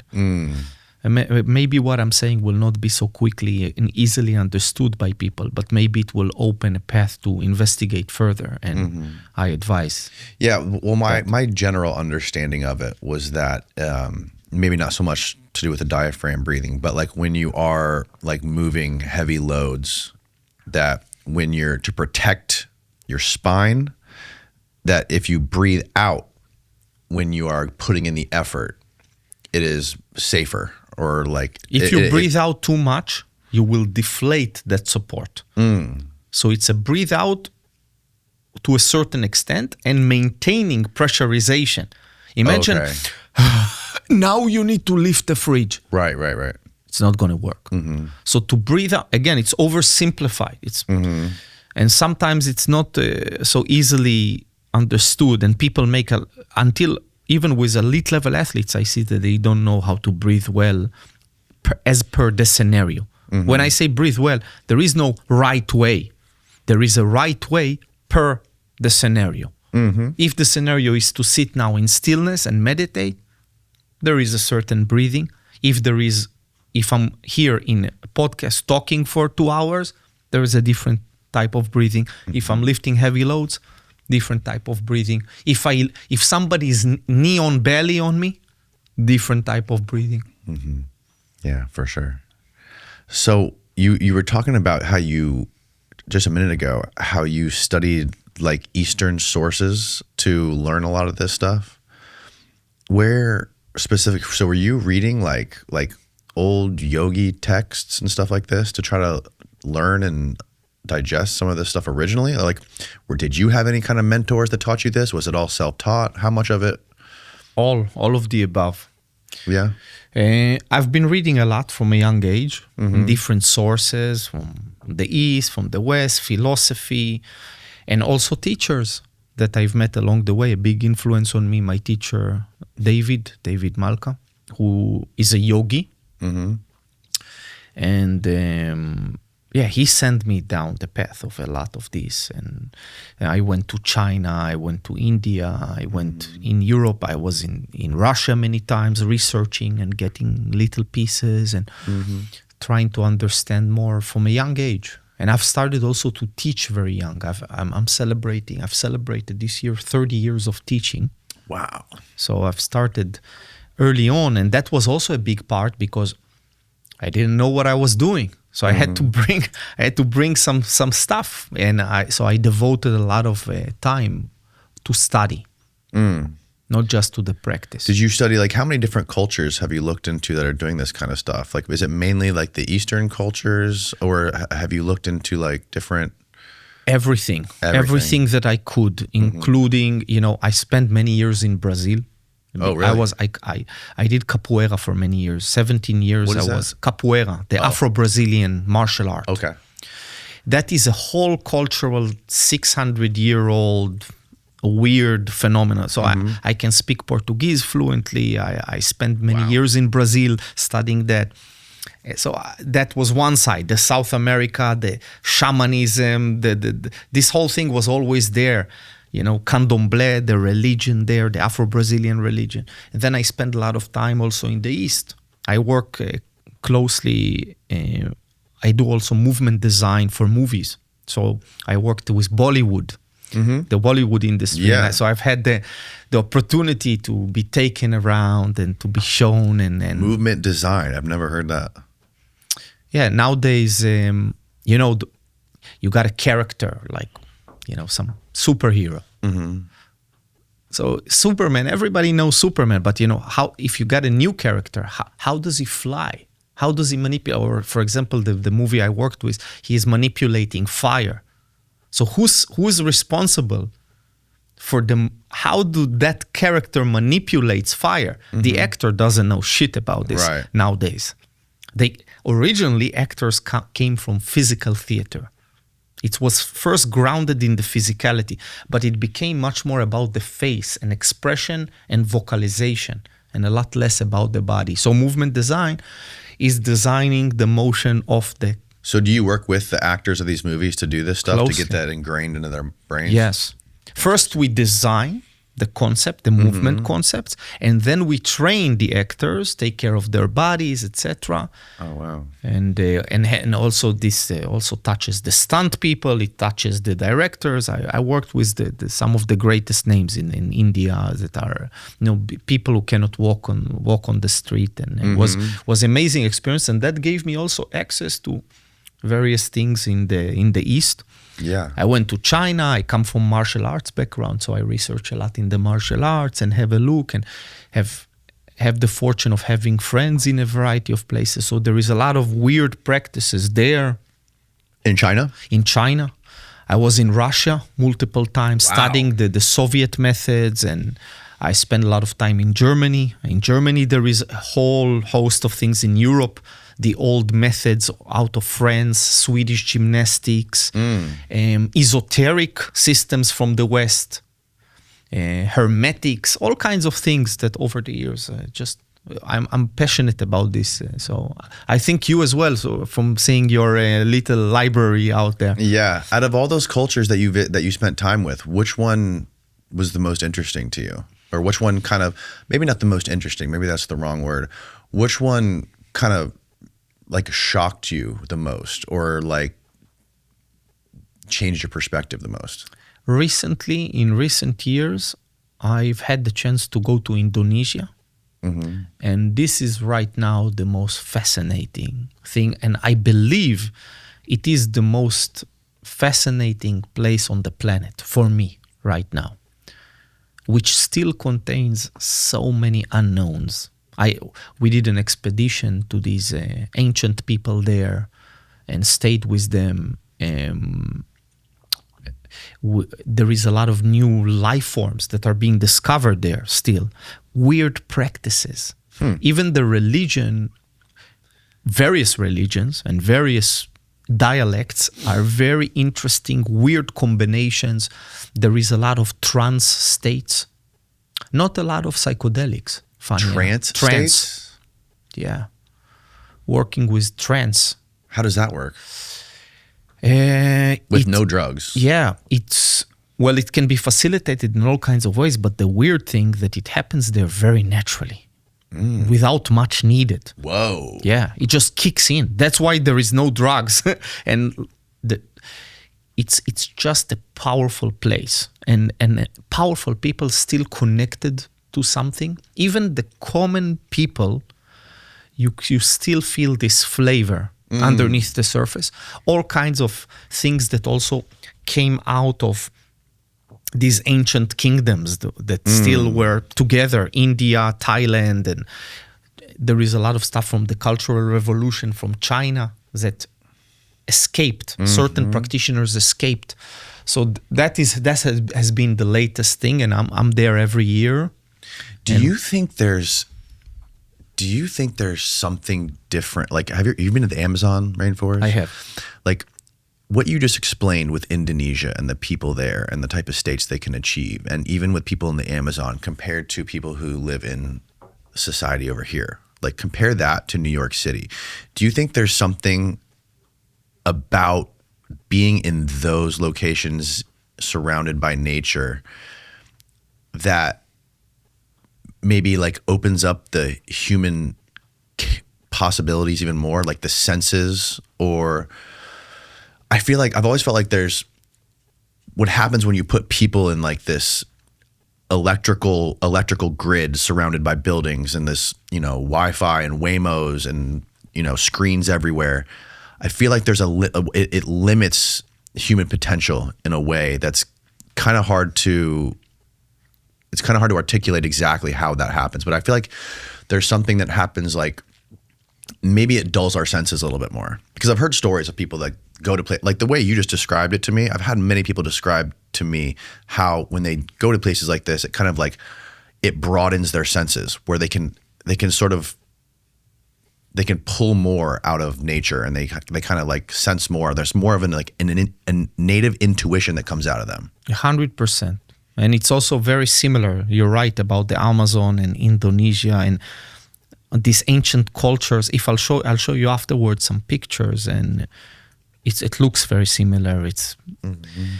And I think what is often not understood about this process, first, you go to a certain place. Sometimes it's about being in the place. Forgive me for, the weekend ayahuasca ceremonies in Miami, but sometimes you go to a place. It's not only about the shaman. It's about the place. There is vibration, there is emanation, there is a space, there is a smell. And more importantly, it's not a jailbreaking, a hard change, which we sometimes expect. I went there, nothing happened. You didn't go there. Right. To go there, you have to go there. And to go there means desensitizing. Yes. I can't taste a fucking tomato. I'm eating McDonald's. So the tomato is perceived plastic flavor. Tomatoes are sweet. People cannot feel the taste of a tomato. So once you step away from all this stuff and you gain a bit of distance, you start to hear the whispers around. Yes. And that is so powerful that it starts with something very small. It's almost like a little touch that you don't notice is there, but it gains momentum. And then the real demons come out, and it's a very powerful thing. So this is something that happens, and that's why I take people into those places also to practice. So we do these events, and we bring people into that because it's part of the experience. It's part of the change. I cannot reach a critical mass, transforming something without sometimes stepping out of this place. Right. I do it also with athletes. I'll take an athlete like has serious issues, cannot change, take him, fly somewhere. Yeah. Private jets, whatever is needed, put every resource you can behind it. We're coming back different. Stripping away all these comforts, all these little things. Arriving there, you fly on a private jet, but then arriving there into hell, Yeah. but it's needed. Yeah, and there's something to be said about, walking barefoot through the forest in South America, surrounded by millions of heartbeats of insects, to the monkeys, to the jaguars, to everything else, knowing that there's eyeballs on you 360. And, just from like the patterns, the way the wind's blowing, the patterns that the birds are chirping in, the way the insects sound, the way, hearing the river. And, like something about that, I feel like it unlocks something deep inside us that is kind of like, it is degraded when you're in a city. You know what I mean? And, I imagine it's probably got to be, it's going to be way different, and it's going to shape not just the way you think or like the vibration that you're on, but it will like shape your physical body trying to move through an area like that as well, like Totally. trying to get a workout in the forest. Like, what are you going to do? Totally. Like, you're going to climb a tree? You're going to swim through the Amazon River? Are you going to? Yeah. The concept of a workout becomes ridiculous all of a sudden, but you mentioned all this environment, but at the same time, switch the scenario, desert. Oh yeah. And you'll also get a crazy. Really? Yeah. Crazy experience. What's the feeling in desert? You're drowning. That's weird. Like, it's the open spaces, lack of water. You feel like you're underwater. You're suffocating. It's claustrophobic. It's open. It's and there is something there. The people of the desert, the Bedouins. My grandfather. He is Africa. He came from Africa, from North Africa, and he was a Berber. That desert people, like the Freemen in Dune, Oh yeah. Different people, special people, different connection. The eyes cannot focus. Dunes. So you go into this peripheral state. Wow. There is we have constructed the cities, and now there are prison. We are in this cement jungle that is imprisoning us, and we're not supposed to see these straight lines. They're barely straight lines. That's Imagine the forms. People talk about taking drugs and seeing all these shapes, but geometric stuff. Yeah, but just change the geometry around you. In nature, you immediately change the state of mind. You immediately change the state of the use of the eyes. When you walk in the jungle, you don't use focused vision 90% of the time, and 10% of the time use peripheral vision like we do when we're driving or something. It's exactly the opposite. Most of the time, you're peripheral, and then something draws your attention, like a movement there. You watch, oh, it's a bird. Right. Then you go back to the peripheral. You don't study every leaf on the tree. Right, exactly. So it's like touching it with your palms versus your fingertips. Beautiful. And what I have observed, this invaded our anatomy. Now our movement forms are these straight lines. Yoga. How can this be an ancient practice? Look at the poses. Right. Nothing looks like this in traditional cultures. Right. Look at the dances in Africa. Look at the shapes. That is a lie. That is a lie. That is not an ancient practice. Right. And when you investigate deep, you discover that's not the real yoga, the ancient yoga. That was a yoga fabricated for the Westerner who came in. It was affected a lot by Swedish gymnastics. And really? And the English being in India and all of this. There are great works. There is a book called The Yoga Body that goes into this, breaks a lot of illusions for people about how ancient it is. That modern postural yoga that we often pursue. That's interesting. And this is in everything. This is in everything that we do. Even the skateboard is a bit too linear. The board itself, it's not linear, right? But it is a bit too linear. And late in the recent years, there has been better attempts to not try to do that. Why the skateboard is linear? Because it got to communicate with straight ground, which doesn't exist in nature. Right. You barely have a situation where there is a straight ground. Yeah, that's true. The same for the human foot. Well, I mean, like, it seems so unnatural, but in the big picture, it's natural in the sense that this is human. This is evolution. This is, the first technology was fire, and now we have space lasers. Correct. And cities everywhere. The problem is with the word natural, which means absolute shit. Everything is natural. Everything is natural. Everything is natural. Yep. This is natural. Viruses being genetically manipulated in labs. That's natural. That's natural. Yeah. The word, I'm not using this word. I'm often confused with this word. Natural movement guy. No, that's not what I do. Because the word is meaningless and it's a dangerous word. Yeah. It's a word of snobs. In order to go beyond, you must go through. Yeah. You're not going to go back. So I'm not the guy going back to nature. I love skateboarding, but I just mentioned, let's not forget also that side. It's supposed to create some kind of an interaction with a straight surface or relatively smooth surface. By the way, surfing is very different in that regard. Many people place them very close to each other, but they're very different in many ways, as you know. Yeah. Also movement-wise, they're very different. State of mind-wise, they're very different. Yes. Surfers versus skaters, very different people. Yes. Well, there's a lot of overlap in the people for sure, but the physical aspect of it is a completely different thing for sure. And there is an overlap because it's kind of a way when there is no waves. Yes. But there is also a very different psychology. Different psychology, yeah. I just met a big wave surfer working with Christian. He's a good friend, Luca.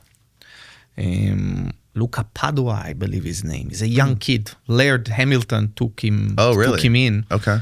Saw him surfing when he was, young, 13 years old. Yeah. And took him in. He came to practice with us. That's a whole. Big wave surfing is completely different from surfing. Yeah, totally. So that it was so beautiful to see how he works the animal, the archetypical animal, compared to like football player. Yeah. Compared to another person was a professional soccer player. Yeah.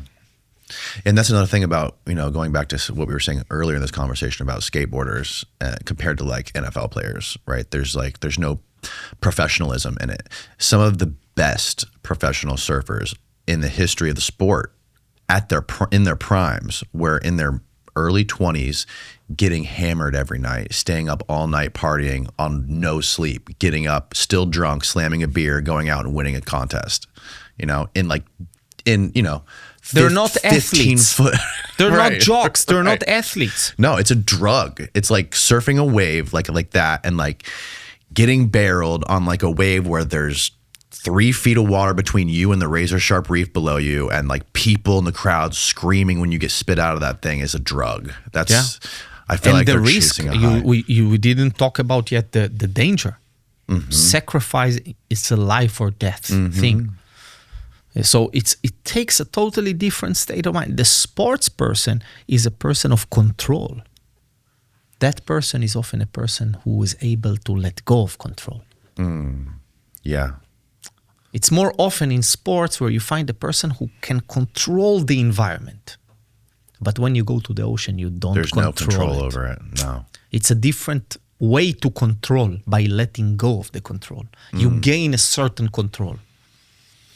Yeah, it's definitely super different when you have when the environment is in control and you just have to work with it and do your best, because there's no two waves that are the same. I mean, there's obviously, depending on where you go, you can get very similar waves, but for the most part, like everything is different. Like there's never two waves that are exactly the same. So you kind of have to adapt to the environment. And speaking of adapting, there was, which is kind of like in line with what we've been talking about. I had this woman on the podcast a couple years ago who was studying a culture, I believe in Indonesia, of these sea people that they live on the sea and they On these boats. And Pirates, They spear basically. fish. Yeah. All they do is they hunt fish with spears. And they can hold their breath for like, I think it was 10 minutes. They can go down with like 10 plus minute breath holds to go down and catch fish. And she studied them and she thinks they're evolving like in real time. She found out that they have like incredibly huge spleens and like there's different traits, like their feet are very wide, big, like Which is a very different adaptation than the Sherpas of Tibet, who are climbing those mountains. And that's very, very interesting.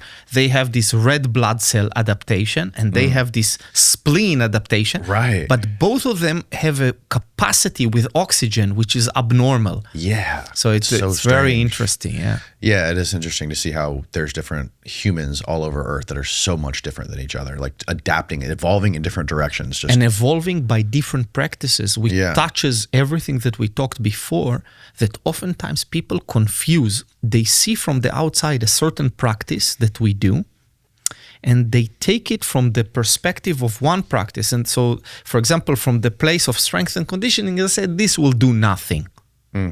But then they don't realize it's a practice for the skin or it's a practice for the neurology. So the adaptation goes somewhere totally different. But the general public has went down to these narrow attention spans and there is not even an attempt to understand. So there is a split almost in the world of real seeking still of depth and understanding, and the other side, which thinks that they do it, but actually approach it from the superficial side. Yes. Yeah, 100%. Hold that thought. I got to pee real quick. Go ahead. We'll be right back, folks. I was just explaining to you how my hamstrings are super tight, but you said it's bad to loosen them? It can be. It can be in the sense that there is a reason. When people say usually like my hamstrings are very tight and I can't seem to loosen them, even though they're trying to stretch them, there's a can of worms there that you don't want to open up by forcing, repeating, just stretching.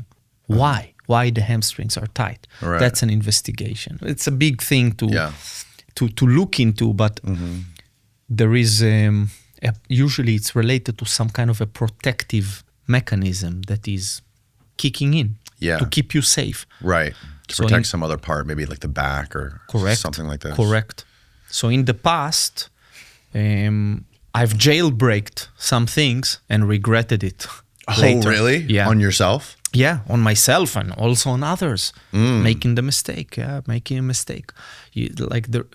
Especially with the motivation and the work ethic and, the harder you are, hard worker, this is dangerous. Yeah. So I'm not saying not to stretch them, but if you notice that they don't react to your stretching so easily and they are very tight, we should go back. You should go to another path to look at it. Instead of just attacking it head on. Correct. Right, that makes sense.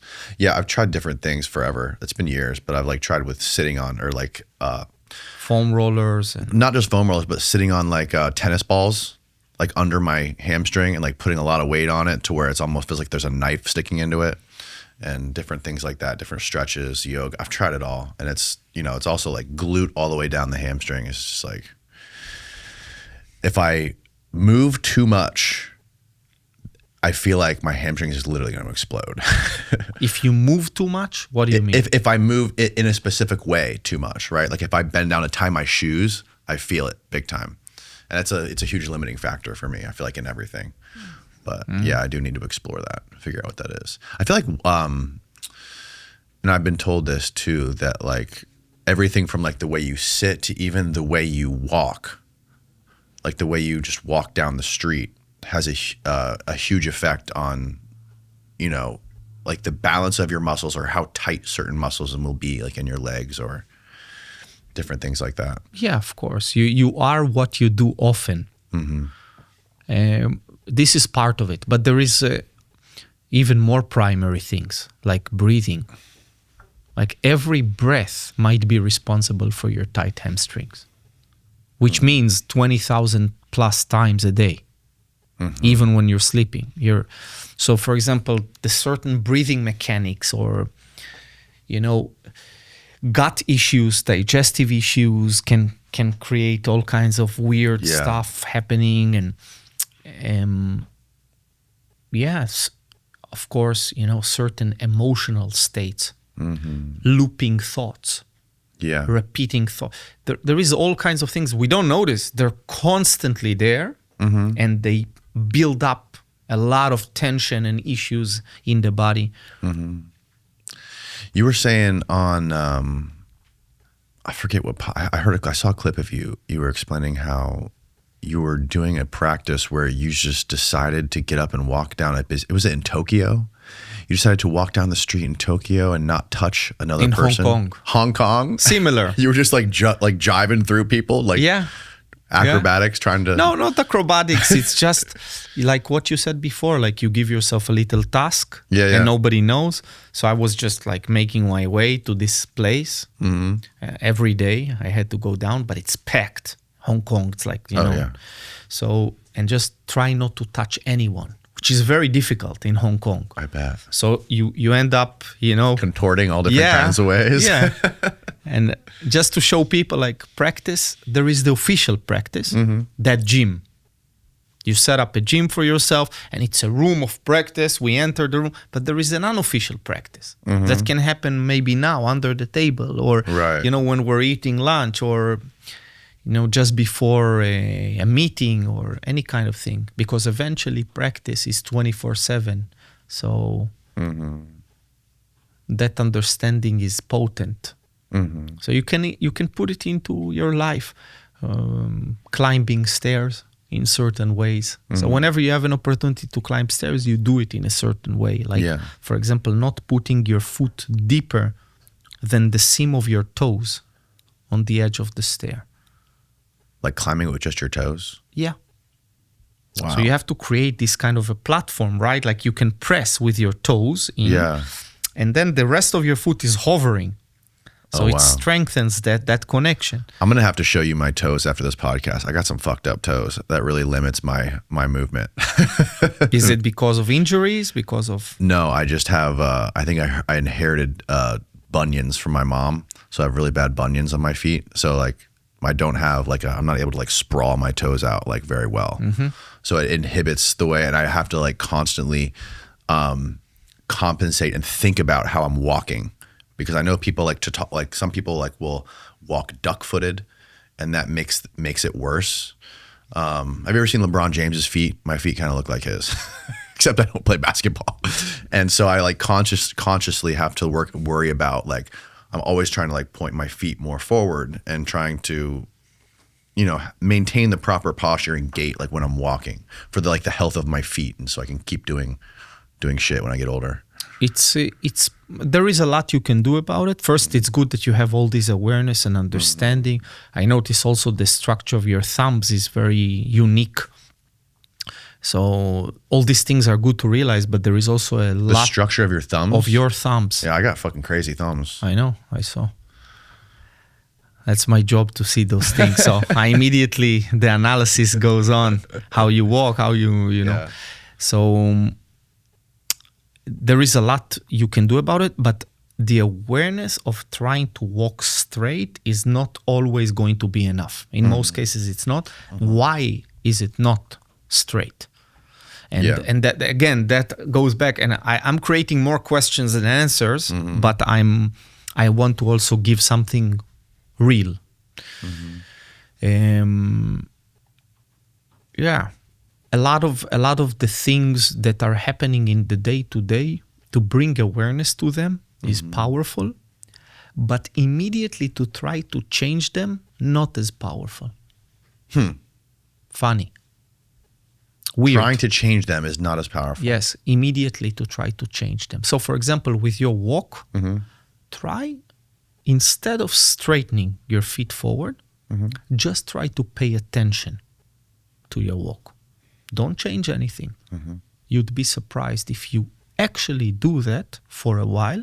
Every time you walk, simply take the observer seat. Don't change anything and try to... would give you more. Something that the world, maybe most of the world is not ready to yet understand. For those who understand, it would be gold. Interesting. So just not consciously trying to make any changes, just pay attention to what you're naturally doing. Correct. And you're saying this is true for a lot of other things. How we talk or how we treat others. And you're saying you can gain some sort of unique insight from this? The insight is, of course, clear because you are paying attention. Right. But there is more than that. The attempt to change is another distortion. We think Now Yeah. we've changed. We made a solution. You obviously see, you don't walk straight. Even though you've tried to straighten it, Yeah. the hamstrings do not open up. You're foam rolling it until stretching. The harder you go into this, the worse it will become. Interesting. So what's the answer? Is there no answer? Is that the answer? No, there is an answer. We don't know it, and in order to know it, we must first observe. Okay. We must first pay attention.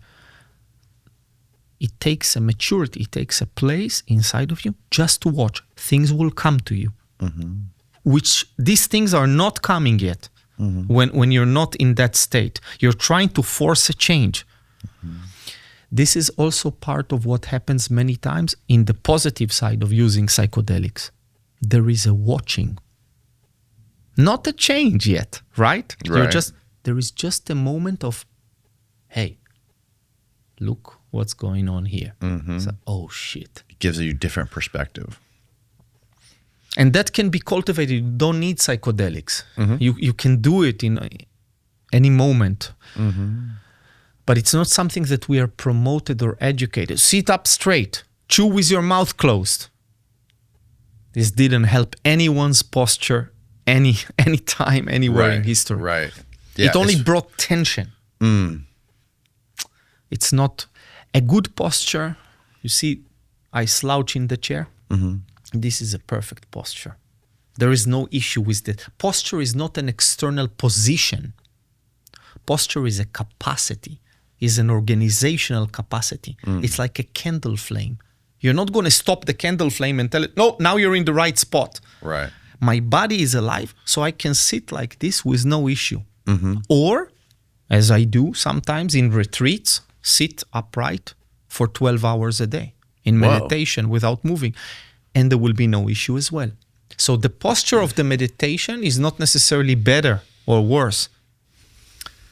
But how do you gain that? Well, first step is to start to watch, to keep the watchful tower, what we said before.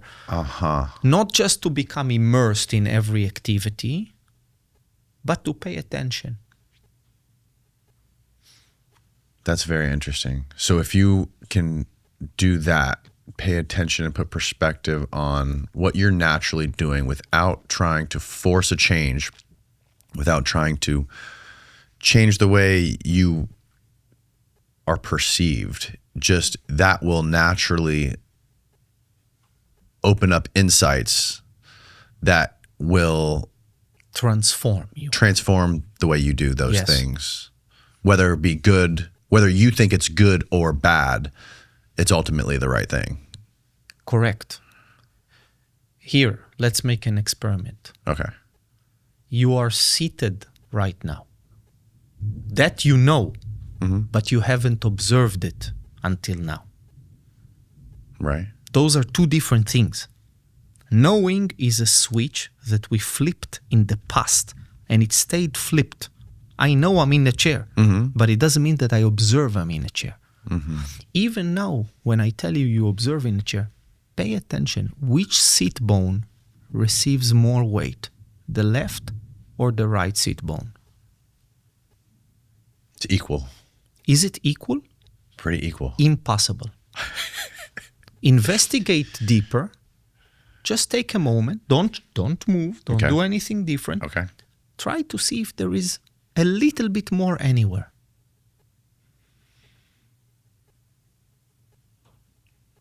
I want to say, oh man, it feels so equal.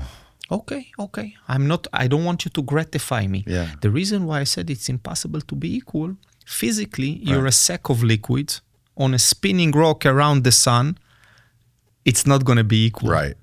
Coriolis effect, centrifugal forces, centripetal forces, gravity, everything is moving and the chair is soft. Right. So if you tell me equal, you tell me from knowing.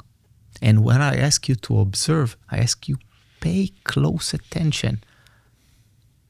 My left butt cheek is a bit lower than the right. Really? Yeah. That's what I observe right now. Yeah. When I paid attention. Or which shoulder of yours is lower? Without moving, without changing. My right. Okay. I think. Okay. That's the beginning. And when you observe this, when you did this little moment, something starts to change.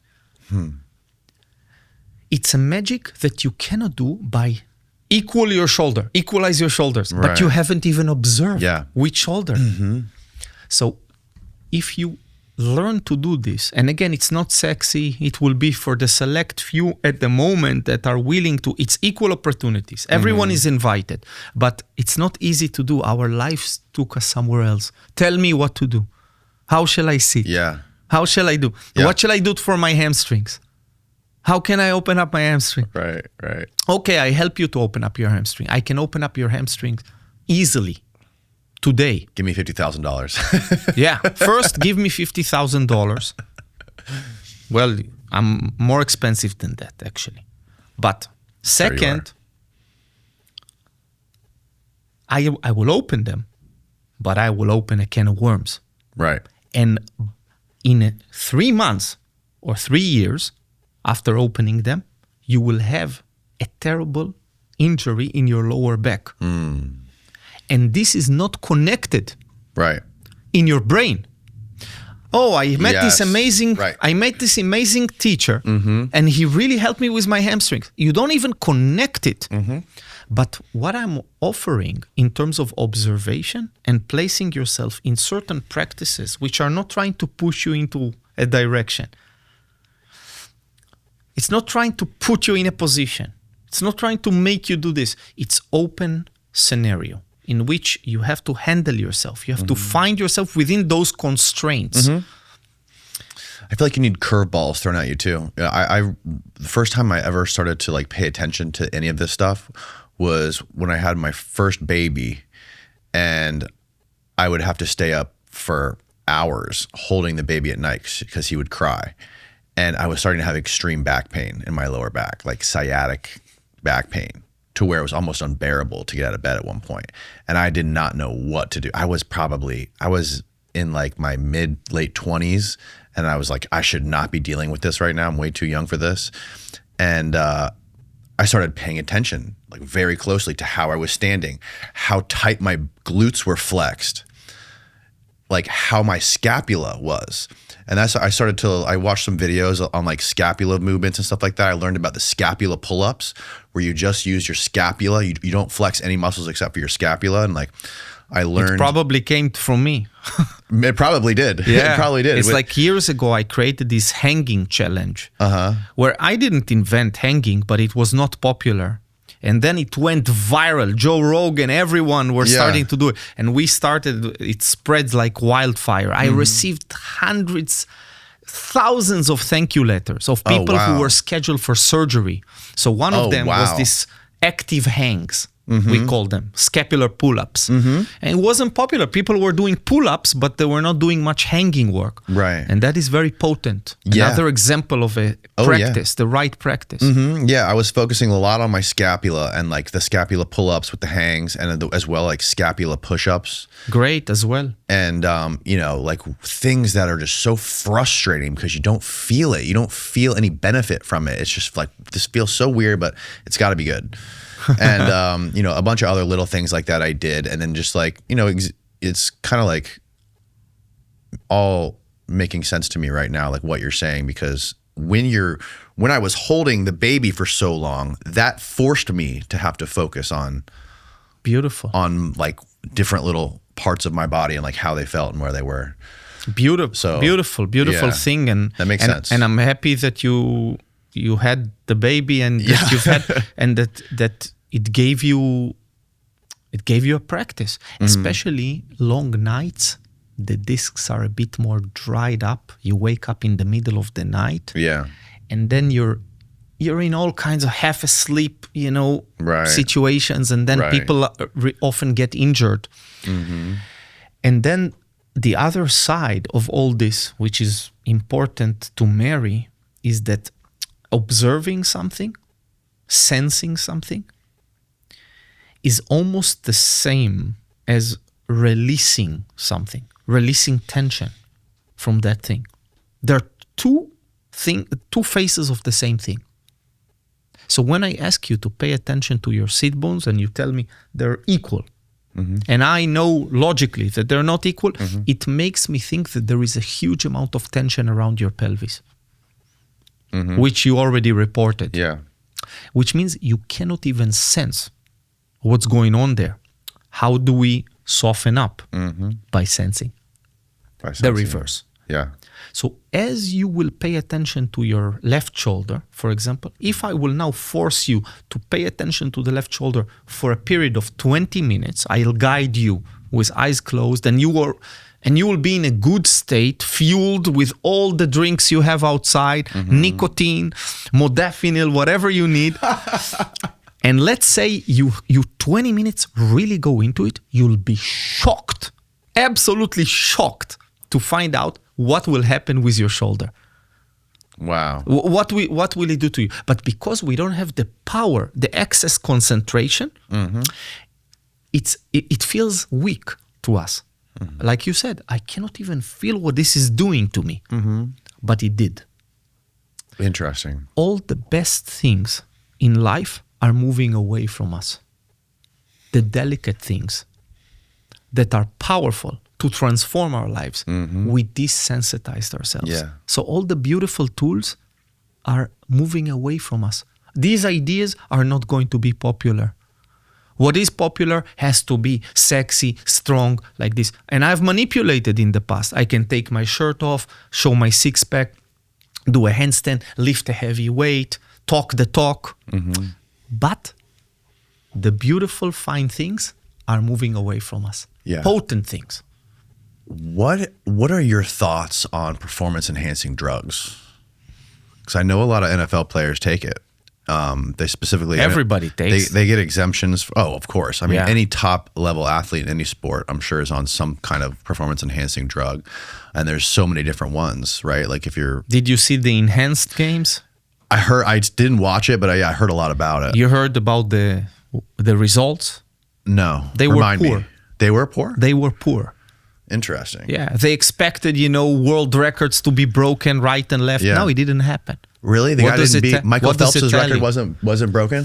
There was one record was broken in the swimming pool, and even that was, like arguable. Yeah. What does it tell you? Yeah, it doesn't do much. It does, but what does it tell you? Well- That if now in the enhanced games, everybody is enhanced, and they're not, They're more jacked. seemingly, but what does it tell you about our records, our current records already? I don't know. What does it tell us? That they were already enhanced? They were already enhanced. Right. They were already enhanced. They were just better at hiding it. Let's say, okay, we caught Ben Johnson right back in the day, sprinter, that he was enhanced and he broke the record, and they took away the record from him because he was enhanced. He was caught on roids. Many other athletes, right? What about those we didn't catch? Right. What? We caught everyone. Right. So do you agree that some This of is the the thing with- records yeah. were enhanced? If the records are enhanced, how are you going to break the records? Yeah, How are you going to exactly. participate in the game? How are you going to do this? It's forced. I heard that with like how they did that with Lance Armstrong. Like if they did that to him, they had to do that for the next 20 people in line because they were all doing this stuff to some level. Yeah, this stuff is a trap that we are, and you know what? That's what we were talking about earlier, nature. Correct. People have been doing this, manipulating their physiology with drugs since the beginning of written history. It's connected to us. There is no separation. What is food? Food is not a manipulation. I don't want to be dependent on this. You're depending on air, you're depending on Right. food, you're depending on a smile, you're depending on human contact. It's ridiculous. We've Right. lost sight of it. At the same time, don't use it as an excuse. Exactly. Take responsibility. But we are dependent. Here in life, in this reality, we depend on shit. everything. We depend on each other. We Yeah. depend on. Yeah. So I think it's an immature, it's a childish thing to say that. To condemn people for it. To condemn people and to say, I'm not gonna, I don't want to be dependent. Like, for example, caffeine. I went many times off of caffeine for this process, for that process. And I only drink twice a day caffeine, but I drink it from a young age, relatively, let's say 16 years old or something. Not something uncommon. And at a certain point in time, I thought, I don't want to depend on this and this. What do you find out? You don't depend on this, you depend on that. You go to the next thing. Exactly. You go to the next, and eventually you see it's just a childish thought. It's an interesting exercise, though, to think things that you think you depend on, like coffee or things like that, or whatever it might be. Maybe it's nicotine, maybe it's energy drinks, or whatever. If you can try to stop doing that stuff for like any period of time. I mean, I'm sure it depends on person to person. I'm sure people react differently to that kind of stuff, but I feel like overall that's probably a good thing. Like, take a week break. If you go on vacation, don't bring your nicotine pouches with you or your cigarettes with you or whatever that thing might be. My thing is to say great practice, but don't confuse it with now being a person that does not depend. Right. That's the illusion. Yes. Great practice, go off of nicotine, go off of caffeine, but don't think your shit doesn't stink. Yes. It's just a great practice for you as a human being, but you're still depending on something else. And you know what? Going off of this, you depend more on something else. Almost immediately. Almost immediately. What happens to people who go off nicotine? They develop a million other addictions. Do they really? Of course. It's just changing the tools on the board. Yeah. You're just moving the tools on the board. Yeah. First, they try maybe with more caffeine. Others, food, they gain weight. Yeah. Go off nicotine, they gain weight. It's a replacement. It's not a deep change, a real change. So it's a good practice to come off of things. I'm not condemning that, but I'm also not, I don't think that it is what it's often promoted to be. Yeah. Well, some people like to be purists, some people like to say, shun anyone who takes any kind of like performance enhancing drugs or any kind of, I don't drink coffee. All I drink is water, purified distilled water. And, I only eat wild game and that's it. I don't ever sip any alcohol. I don't do any out of that stuff. And they kind of like turn their nose up to people who do. The we versus us thing, which that's also have been my error many years. Them versus we. Even when you are already employing the change that you want to see in the world, it was an error to do that and not to say we, to take the deep responsibility, even when employing it. We're not different. We're all addicted. It's part of the human condition. We depend. We're all manipulators. We're all judging.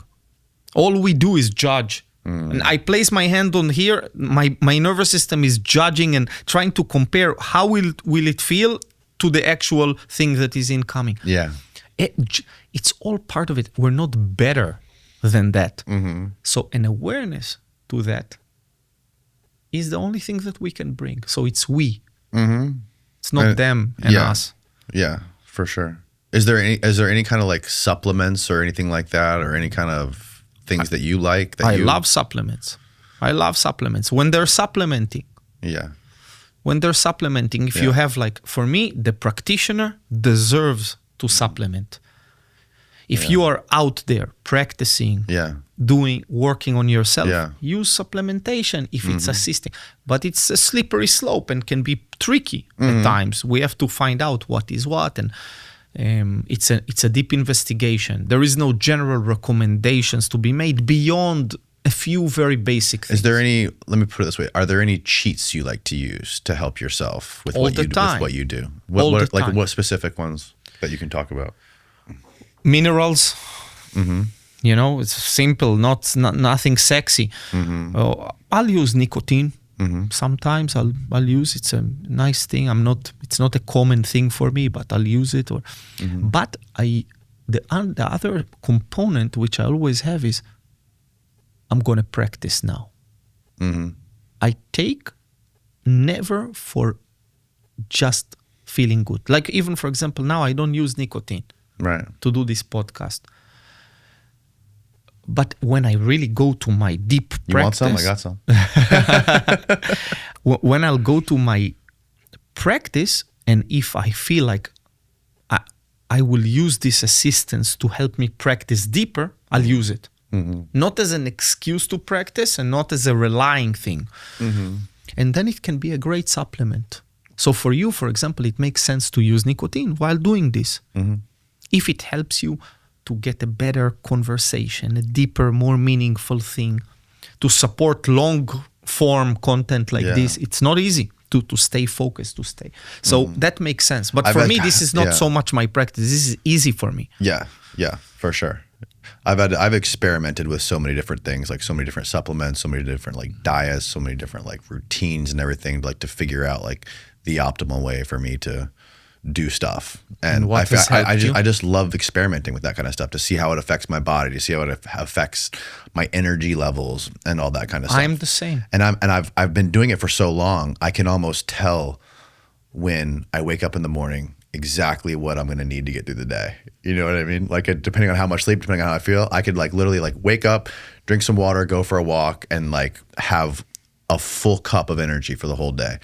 Some days I'll need like tons of espresso, tons of energy drinks, nicotine pouches, all that stuff. And, you know, it's like you said, you know, we're not constant. We're always in this like fluctuation, flux, right? We're chemical bags, and there's never one static state. It's always different. But it's just knowing where you are. But another question to ask is, have you had days where you woke up and you didn't have that energy and you didn't use those assistants, those supplements, and it turned out to be a good day? Yeah. So there is only when I didn't have access to them, though. Oh, like, yeah. I never chose. I'm gonna raw dog today. I never did that. That is honest and nice of you to say, and also for the others to hear. But it's not important. Okay. The point is you have a foot in the door. There is a third possibility. Not one, I'm full of energy, I don't need much. Two, I'm not full of energy, I have to have assistance. There is a third possibility. I don't have energy, and I'm not going to use assistance, and I find a way, another way. That's the investigation. That's the observation. Yeah. And when you explore your shitty state that you're in. because that shitty state is not much different than the good state, really. It is not that different. When you really observe, when you really pay attention, you're not afraid of it anymore. The fear of the fear is larger than the fear itself. It's the anxiousness of like, I can't go through this day. I'm drained. It's placebo. It's a self-licking ice cream cone. Yeah. And there, I don't say never use nicotine or give you, but also sometimes try to engage in this investigation. It will give you something, great insights, but don't suffer through it for nothing. Suffer consciously. In essence, pay attention. Yeah. Observe. For example, what is this that you don't feel well now? What is that thing that you don't feel well? What is it? Pay attention. Is it something in the stomach? Is it in the chest? Where is it? Where is the fatigue? Is it a muscular tension? Take it down to the components, to the physical components. What can you tell me about it? Right. Is it a contraction inside your stomach? Is it a pressure in the chest? Is it a taste in the mouth? When you do this game and you observe and you pay attention, you start to open it, and what do you discover? It disappears many times. That's interesting. I've never tried that. Which is funny how we go through our lives. It's funny how because it is true for sure. If I wake up and, for example, I'm a little bit extra sleepy, I could feel like, oh man, I didn't get a lot of sleep. I'm probably going to be in a shitty mood today. And that will be a self-fulfilling prophecy. Yeah. Instead of exploring like, what exactly is it? What is that shitty mood? And when you go into it, even to go into it, you immediately distance yourself from it because you're watching it. You don't immerse. You want flow state? What does it mean? You wanted flow state, but now you have the other problem. Flow state is that you are immersed in shit. Right.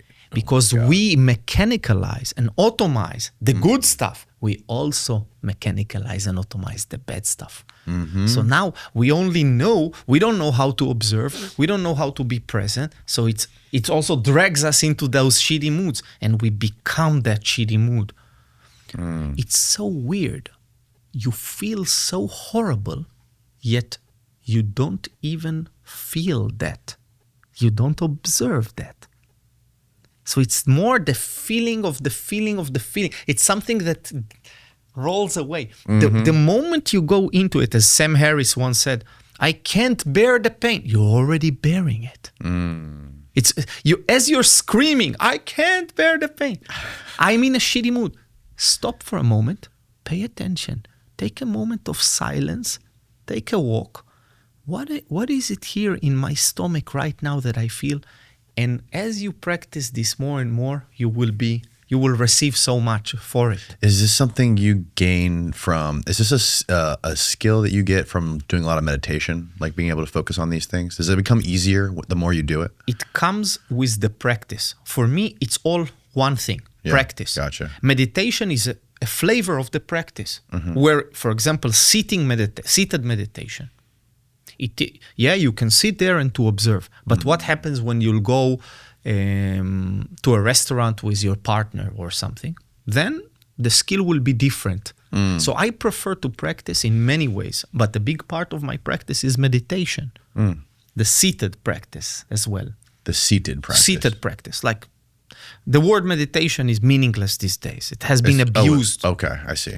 There are many things inside, all kinds of practices, concentration practices, focus practices, embodiment practices. The word is meaningless. It's like the word movement. It's meaningless. Fitness, meaningless. Fit for what? Fit for skateboard? Yeah. That means drinking hard liquor sometimes and smoking, So sometimes that's what you need for that artistic behavior. So fitness is distorted. All these words are distorted. Yeah. So meditation is similar in that way. I think it is a very potent practice for us these days, as it always was. But I think there are many bridging practices that are needed in many different flavors of being present, being in that presence. It's very interesting. It's very interesting because it's like it's connecting a lot of dots for me in like different realms or different like skills, or if you notice like different talents too. Like for example, there's a lot of people who, whether it be in music or art, a lot of like the most successful or like world-renowned artists or like thinkers or writers or creative people in general, a lot of them at their peaks were like heavily on drugs, whether it be alcohol, psychedelics, cocaine, you name it. All these people were blasted on drugs during the peak of their creativity or whatever it is they're creating. It's not really...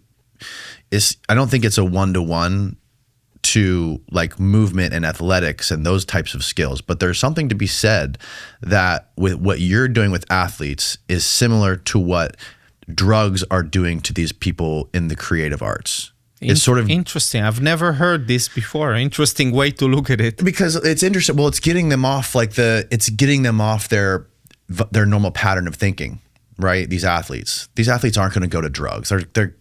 They're too worried about their body. They're too worried about being fit. Some go, but there's a price to it also. Right. But like and it's regulated also, like these big sports NFL and NBA and all those things. Like, but when you're talking about someone who's a fucking painter or a hip hop artist or a rock and roll musician or guitarist, that's not regulated.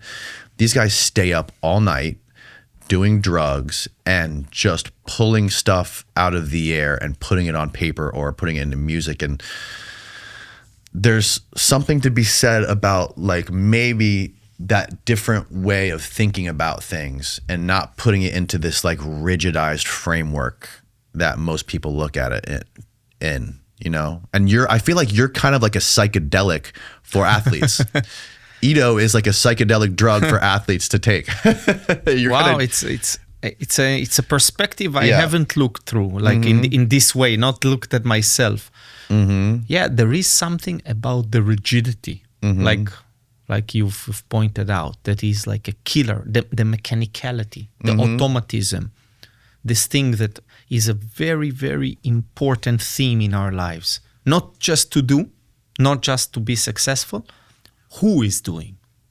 Yeah, exactly. How I'm doing is it's not a means to an end. Yes, right? yes. You know, just like these, like when that's Picasso. Why I said practice should not have a reason. Now you understand. Picasso didn't do what he did for. Exactly.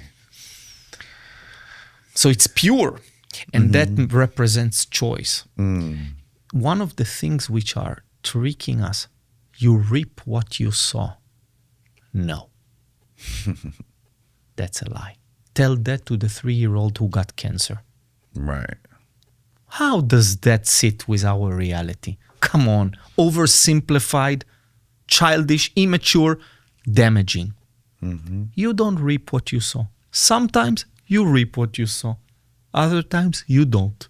For this, it is said in the Bible, evil men shall receive all the treasures of the world, and the saint shall receive the opposite sometimes. Why? So you can actually choose. So your choice is pure. Because if you chose to receive X, Y, Z, you're distorted again. Right. So the practice should not have a reason. If the side effects come to you, they come to you. For example, I've worked with the human body and also with health to a certain degree. I'm not the health guy. I'm not the longevity guy. I've damaged my health. You can see my face. I've spent my life in the sun, in the wind, in the salt water, I've damaged myself in discovery and practice. I didn't discover what is a moisturizer until I was 40 something. I couldn't care less. I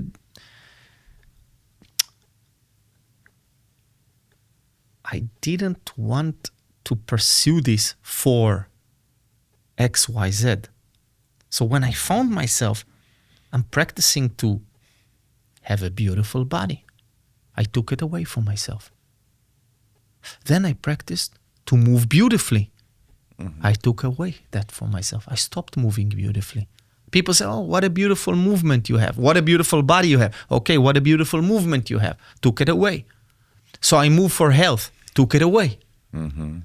So it becomes for me. No reason. Right. No reason. Not even that for me is not really a reason. It's something beyond. And I think this is important that we have this sacred thing in ourselves, in our lives, that is not damaged by the goals, desires. What are we gonna get? Yeah.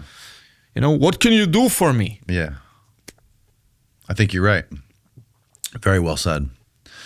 Edo, thank you for doing this, man. That's a great way to wrap this up. This has been super fun. It was fun. Thank you so much. I'm happy I came. I appreciate your time very much. Thank you. Is there anything else we can tell folks about how to learn more about what you do, what you talk about, or where to find you? They can find me. It's easy. My name is Edo Porto. Unique. You're probably the only one on earth. Yeah. There are a few more, but yeah. Perfect. All right, man. Well, I think you have like an Instagram. We'll link that below. And if you have a website, we'll link that below as well. But thank you. I really appreciate it. Thank you very much. All right. Good night, everybody.